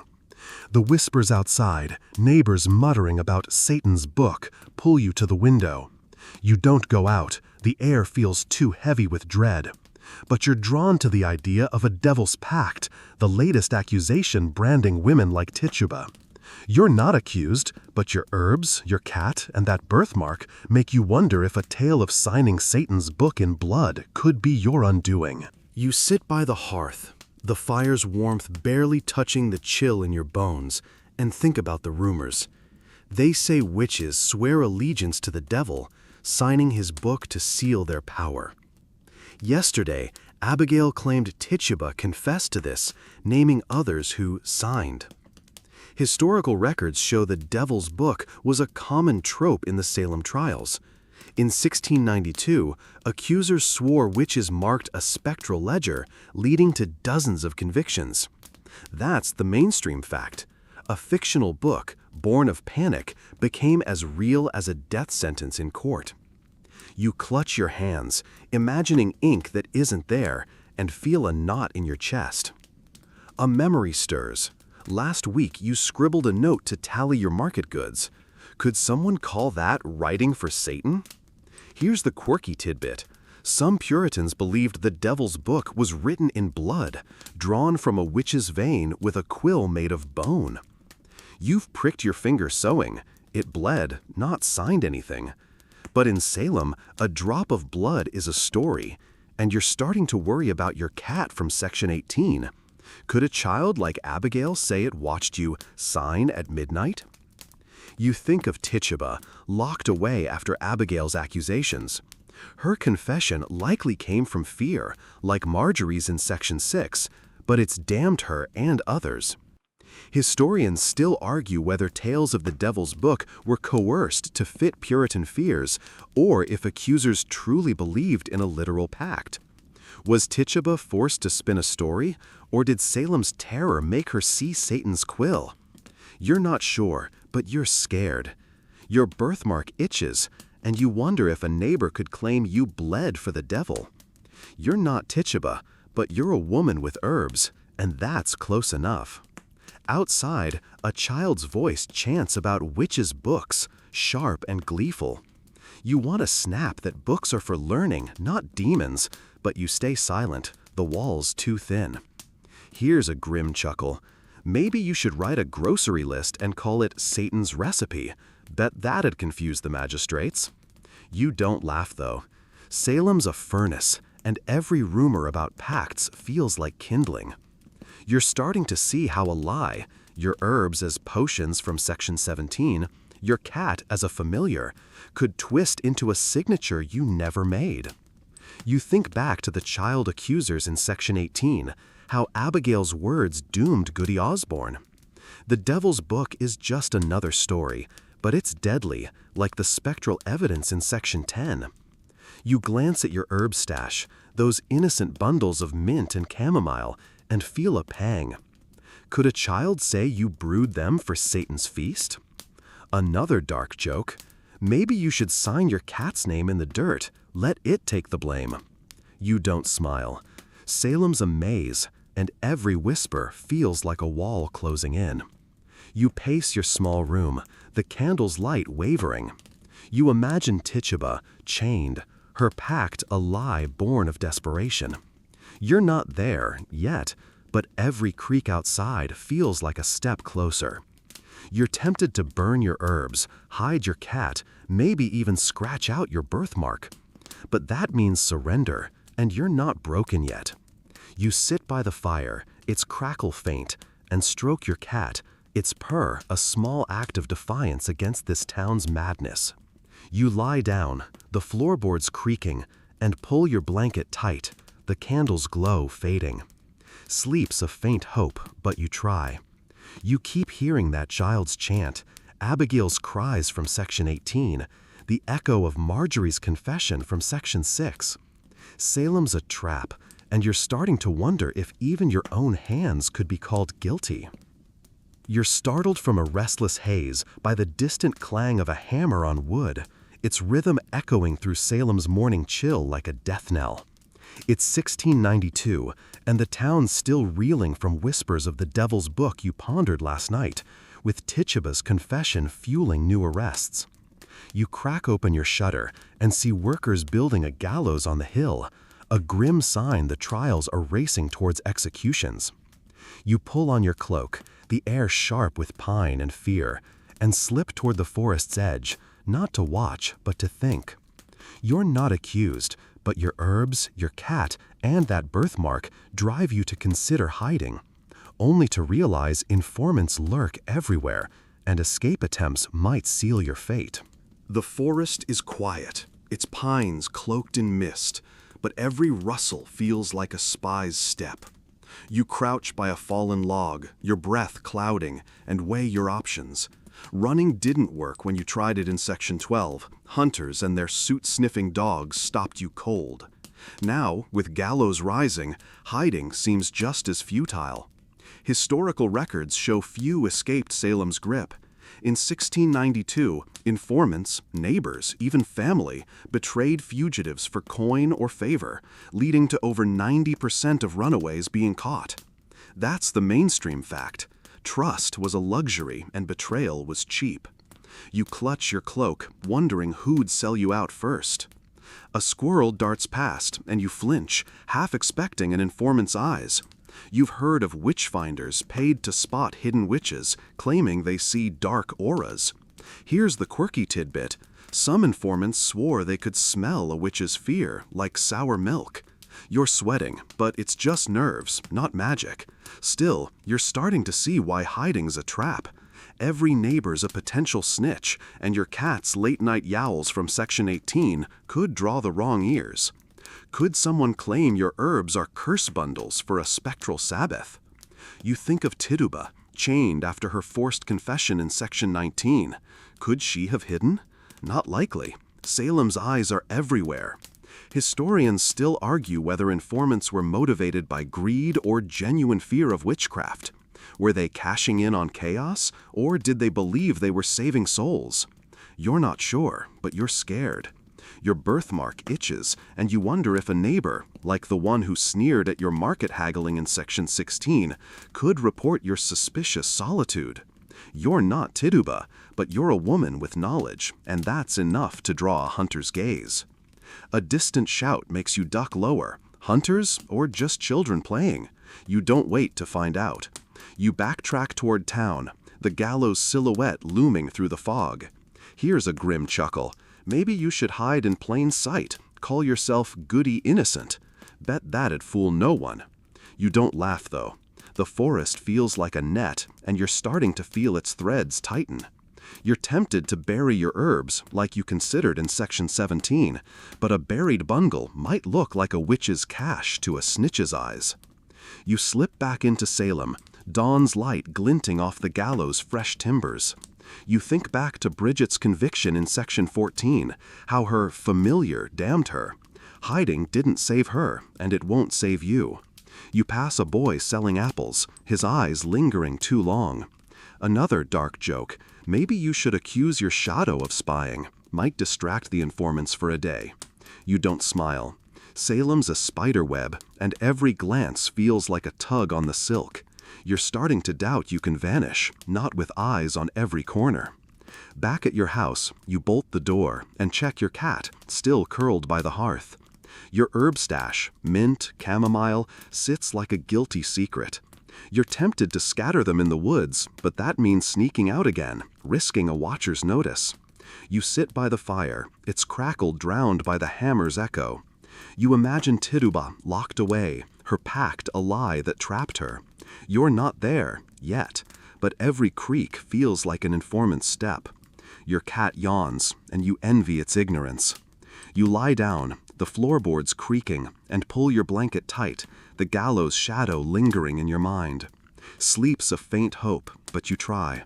You keep hearing that hammer, Abigail's cries from Section 18, the echo of Marjorie's confession from Section 6. Salem's a trap, and you're starting to wonder if hiding or fighting can ever outrun its eyes. You're stirred from a restless haze by the toll of Salem's meetinghouse bell, its somber clang cutting through the midday fog like a judge's gavel. It's 1692, and the town's still haunted by the gallows shadow you glimpsed yesterday, with informant's eyes making escape a fading dream. You step outside, the air thick with damp earth and dread, and hear whispers of a rare pardon. Someone's been spared, thanks to powerful allies. You head toward the town square, your boots sinking into mud, driven to learn if mercy's real or just another trap. You're not accused, but your herbs, your cat, and that birthmark make you feel like a marked woman, wondering if a pardon could ever reach someone like you. A distant shout makes you duck lower. Hunters, or just children playing? You don't wait to find out. You back toward town, the gallows silhouette looming through the fog. Here's a grim chuckle. Maybe you should hide in plain sight, call yourself goody innocent. Bet that'd fool no one. You don't laugh, though. The forest feels like a net, and you're starting to feel its threads tighten. You're tempted to bury your herbs, like you consider. The square's a subdued crowd, villagers murmuring under the weight of fresh news. You linger by a tavern wall, half hidden, as a merchant recounts how a wealthy landowner, John Alden, escaped the noose. His friends in Boston, magistrates and ministers, vouched for him, pulling strings to free him. Historical records show pardons were rare in the Salem trials. In 1692, only a handful of the accused, often those with elite connections, were spared execution or imprisonment. That's the mainstream fact. Power, not innocence, could buy freedom, leaving most to hang. You listen, your heart sinking, knowing you've got no such allies. A woman nearby, her shawl tight, says Oldham's pardon proves God's favor for the righteous. Another scoffs, calling it coin and cronyism. You want to nod, money talks louder than prayers, but you stay silent. Here's the quirky tidbit. Some Puritans believed pardoned witches were tested by God, spared only if they renounce Satan publicly. You've got no pact to renounce, just chamomile and a cat, but in Salem, that's no defense. You're starting to worry about your solitude. Living alone, like you noted in section 16, marks you as ungodly to these eyes. The merchant adds that Alden fled to New York, beyond Salem's reach. You feel a pang of envy. Flight failed you in section 12, with hunters lurking, but Alden had coin and kin. Historians still argue whether pardons like his were acts of justice or political favors to quell growing unrest. Did Boston's elite intervene to save face, or did they see Salem's trials as madness? You're not sure, but you're scared.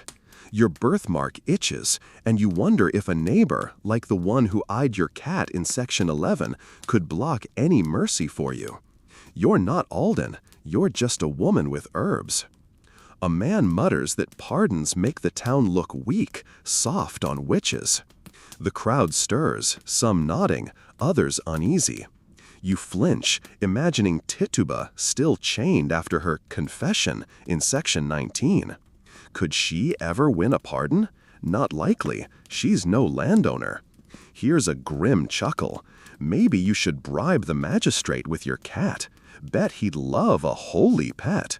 You don't laugh, though.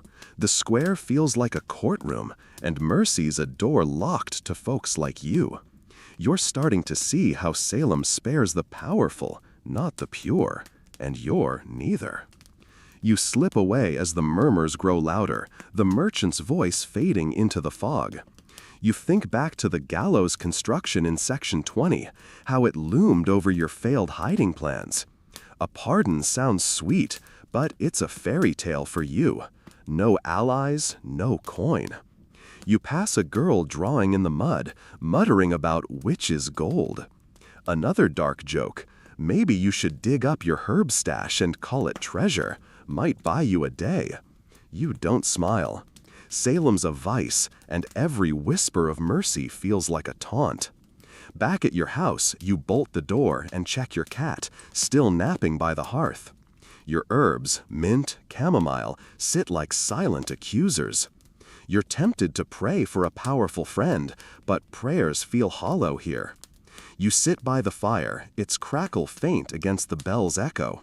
You imagine Alden free in New York, while Tituba rots in a cell. You're not there, yet, but every glance from a neighbor feels like a step closer to the noose, not a pardon. You lie down, the floorboards creaking, and pull your blanket tight, your cat's purr a small shield. Sleep's a faint hope, but you try. You keep hearing the bells toll, Abigail's cries from section 18, the echo of Marjorie's confession from section 6. Salem's a trap, and you're starting to wonder if mercy's just a myth for the powerless. You're pulled from a restless doze by the soft patter of rain on your Salem roof, its rhythm a deceptive lullaby in the gray dawn of 1692. The town's still shadowed by the faint hope of pardons you heard yesterday, but the gallows threat lingers like damp in your bones. You light a candle, its flame wavering, and catch whispers through your shutter, neighbors murmuring about reason stirring against the witch frenzy.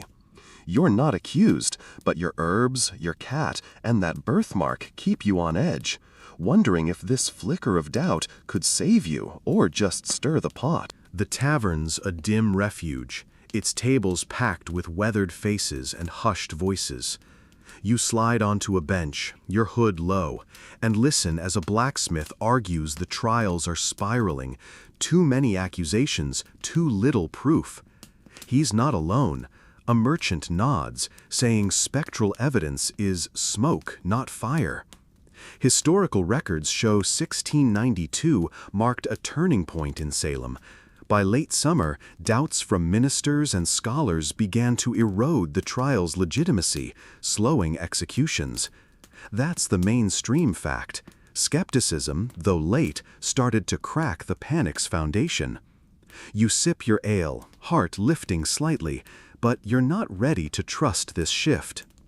A woman nearby, her apron stained, says she doubts Abigail's visions. Kids dream, not prophesy. You want to cheer, but another man snaps that doubting God's vessels invites Satan. Here's the quirky tidbit. Some skeptics claimed witches were just melancholics, their visions born of bad humors, not demons. You've had sleepless nights. Does that make you a witch or just tired? The blacksmith scoffs at the Devil's Book from section 19, calling it a child's tale. You're starting to hope. Could reason dull Salem's blade? But you're wary of your herbs from section 17, still a liability in a half-mad town. The tavern splits. Some cling to fear, others lean toward doubt.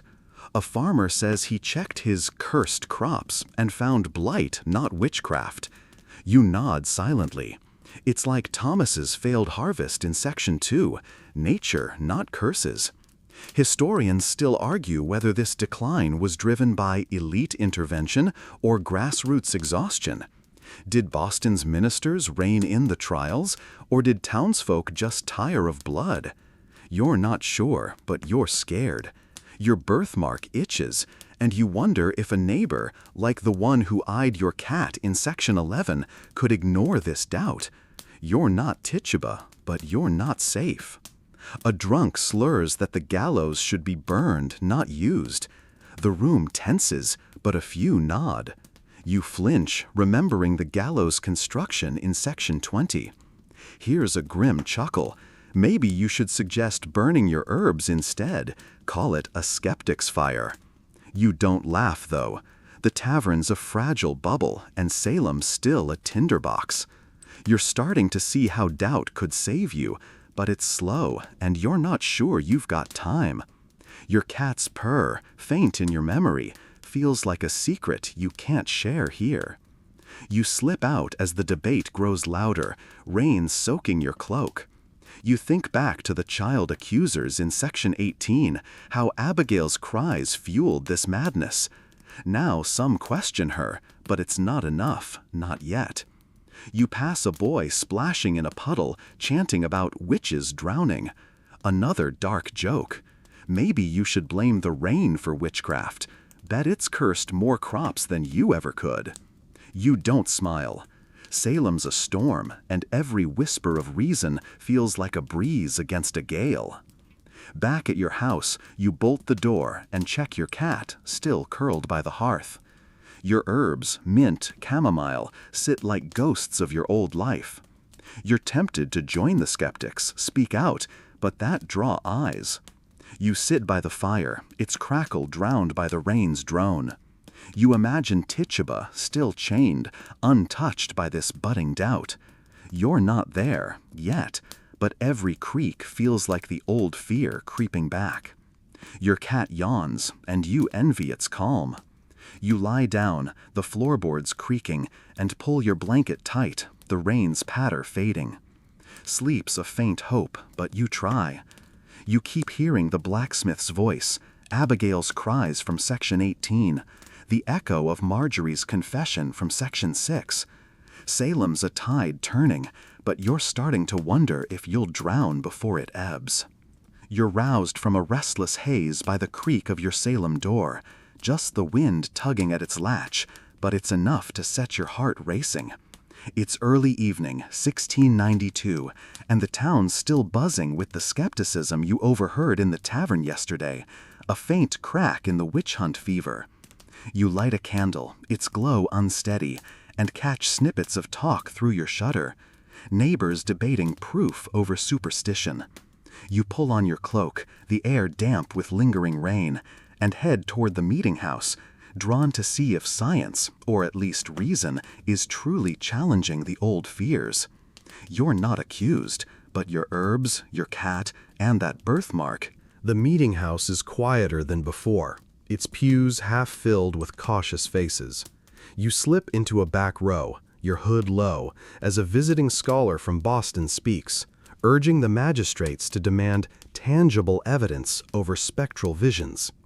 He cites crop blights as natural, not demonic, a jab at accusations like those against Goody Proctor in Section 9. Historical records show 1692 saw growing pushback in Salem. Scholars and ministers, like Increase Mather, argued against spectral evidence, helping halt the trials by autumn. That's the mainstream fact. Reason, slow but stubborn, began to dismantle the panic. You listen, a flicker of hope warming your chest, but you're not ready to relax. The scholar explains how fevers come from miasmas, not curses, and you nod silently. Your chamomiles for headaches, not hexes. A woman near you, her shawl frayed, whispers that she doubts Abigail's fits, calling them child's play. Here's the quirky tidbit. Some skeptics believed witchcraft was just ergot poisoning from bad rye, causing hallucinations. You've eaten rye bread, it never made you see specters. But the magistrates shift uncomfortably, and a minister snaps that doubting God's signs risks heresy. You're starting to see reason's limits. Your herbs from Section 17 could still be called potions by a stubborn zealot. A farmer stands, saying his cursed cow died of bloat, not witchcraft, and he checked its gut to prove it. You want to cheer, finally someone's looking at facts. But a few hiss, clinging to the devil's book from Section 19. Historians still argue whether science's rise in Salem was a deliberate push by elites or a natural backlash to mass hysteria. Did scholars like Mather steer the town to reason, or did exhaustion expose the trial's flaws? You're not sure, but you're scared. Your birthmark itches, and you wonder if a neighbor, like the one who eyed your cat in Section 11, could ignore this logic and point at you. You're not Tituba, but you're not safe. The scholar's words stir hope, but the crowd's divided. Some nod, others clutch crosses. You flinch, remembering the gallows shadow in Section 20. Here's a grim chuckle. Maybe you should accuse your candle of witchcraft. Its flickering's more spectral than your cat. You don't laugh, though. The meeting house feels like a tipping scale, and you're not sure which way it'll fall.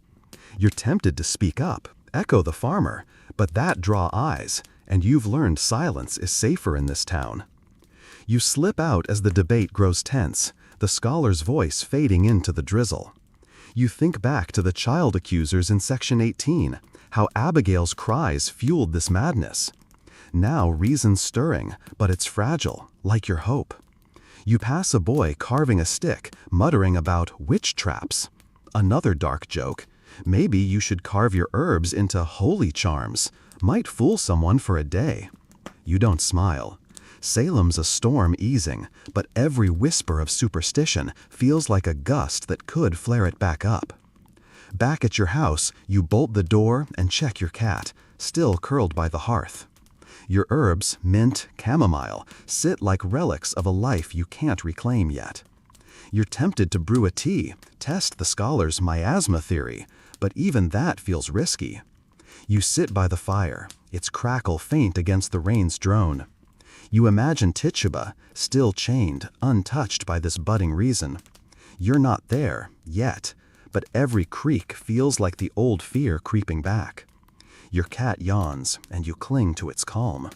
You lie down, the floorboards creaking, and pull your blanket tight, the candle's glow fading. Sleep's a faint hope, but you try. You keep hearing the scholar's voice, Abigail's cries from section 18, the echo of Marjorie's confession from section 6. Salem's a tide turning, but you're starting to wonder if reason's light will reach you before the darkness does. You're stirred from a restless haze by the soft drip of rain easing outside, the quiet a stark contrast to the storm of fear that's gripped Salem for months. It's late evening, 1692, and the town's still humming with the scholar's reasoned words you heard in the meeting house earlier, a fragile push against the witch hunt madness. You light a candle, its flame steady now, and hear faint voices through your shutter. Neighbors whispering about trials slowing, executions paused. You pull on your cloak, the air cool and damp, and slip toward the tavern, drawn to gauge if this calm is real or just a lull. You're not accused, but your herbs, your cat, and that birthmark keep you cautious, wondering if the scars of this era will let you or Salem ever heal. The tavern's a subdued glow, its tables half empty, the usual fire of accusation dimmed. You settle in a corner, your hood low, and listen as a merchant says the magistrates are rethinking spectral evidence, swayed by Boston scholars. Historical records confirm the Salem trials began to collapse in late 1692. By October, Governor Phipps banned spectral evidence, and most remaining prisoners were freed by 1693. That's the mainstream fact. Reason and exhaustion finally dulled the witch hunt's blade, leaving a town to reckon with its wounds. You sip your cider, a flicker of relief warming you, but the scars feel close. A woman nearby, her hands worn, says she regrets shunning Goody Proctor, now freed but broken. You nod silently. Guilt's a heavy guest here. Here's the quirky tidbit. Some townsfolk believed cursed lands could be cleansed by planting holy crops like flax after a witch's release. You've got chamomile, not flax, but you're starting to hope your herbs from section 17 might one day be just plants again. The merchant adds that families are divided. Some mourn the accused, others still fear them. You're starting to see the legacy, trust shattered, like the community fractures in section 13. And you wonder if your neighbors will ever look at you without suspicion. The tavern's mood is mixed, relief but also shame. A farmer admits he accused his neighbor over a dead cow, now blaming bad feed. You think of the farmer in section 23, proving bloat, not witchcraft. Historians still argue whether Salem's healing came from collective guilt or forced reform by elites. Did the town face its sins, or did Boston's orders just pull the plug? You're not sure, but you're wary. Your birthmark itches, and you wonder if a neighbor, like the one who eyed your cat in section 11, still sees you as tainted. You're not Tituba, but you're not whole either. Someone toasts to new beginnings, but the clink of mugs feels hollow. You flinch, remembering the gallows hammer in section 20. Here's a grim chuckle. Maybe you should toast your cat. Bet it's the only one not scarred by this town. You don't laugh, though. The tavern's a mirror of Salem's soul, and it's cracked. You're tempted to speak, maybe admit you doubted the trials early, but silence is still safer. You're starting to feel the weight of survival. Not just yours, but the town's, its trust, burned like Bridget's cat in section 14. You slip out as the talk softens, the tavern's glow fading into the night. You think back to Abigail's cries in section 18, how they fueled this nightmare. Now the cries are quiet, but the echoes remain. You pass a girl drawing in the mud, her witch marks just swirls now. Another dark joke. Maybe you should draw a safe sign over your door, might ease your nerves. You don't smile. Salem's a wound, and every glance feels like a stitch that could tear open. Back at your house, you bolt the door and check your cat, still curled by the hearth. Your herbs, mint, chamomile, sit like old friends, less dangerous now. You're tempted to brew a tea, reclaim your healer's heart, but you hesitate, the scar's too fresh. You sit by the fire, its crackle a gentle hum. You imagine Tituba, perhaps freed but marked forever. You're not there, yet you feel marked too, by fear, by silence. Your cat purrs, and you cling to its warmth. You lie down, the floorboards creaking, and pull your blanket tight, The candles glow soft. Sleep's a faint hope, but you try. You keep hearing the merchant's toast, Abigail's cries from section 18, the echo of Marjorie's confession from section 6. Salem's healing, but you're starting to wonder if its scars will ever let you forget. You're stirred from a restless haze by the soft hum of silence, a rare stillness in your Salem home as the night deepens. It's late 1692, and the town's quieting, the trial's fever cooling as you sensed in the tavern's hushed hope last evening. You light a candle, its flame a steady beacon, and feel the weight of the past months, accusations, gallows, fear, settling into memory. You don't step outside, the air's too heavy with echoes, and you're drawn inward, tracing the threads of witch hunts into today's world. You're not accused, but your herbs, your cat, and that birthmark have taught you how fear twists truth, and you're wondering if modern panics carry the same old shadows. You sit by the hearth, the fire's glow gentle, and think about Salem's scars, families torn, trust shattered, like the fractures in section 13. The trials ended, but their ghost lingers, not just here, but in the world beyond. Historical records show the Salem witch trials left a cultural mark. By the 18th century, they became a cautionary tale against mass hysteria, echoed in later moral panics like McCarthyism or internet-driven outrage. That's the mainstream fact. Fear's an old recipe, reheated in new forms, accusing others to soothe uncertainty. You stroke your cat, its purr grounding you, and wonder if today's world points fingers as quickly. You recall a neighbor's story about a cursed app blamed for bad luck, pure superstition, but it felt like Abigail's cries in section 18, blaming specters. Here's the quirky tidbit: some modern witch hunts target tech, with folks claiming algorithms hex minds, not unlike the Devil's Book in section 19. You've used your herbs for tea, not curses. Could a tweet twist that into danger? You're starting to see how fear leaps from Salem's gallows to digital mobs, your birthmark a reminder that difference still draws eyes, like it did in section 4. You think of Tituba, freed but scarred, her confession a survival tactic from section 19. Today's accused, canceled online or shunned for a misstep, aren't hanged, but their lives fracture. Historians still argue whether modern panics are new or just Salem's echo, dressed in hashtags. Do we hunt witches to control chaos, or is fear just human nature? You're not sure, but you're uneasy. Your herbs, mint, chamomile, sit quietly now, but in a panic, could they be evidence again?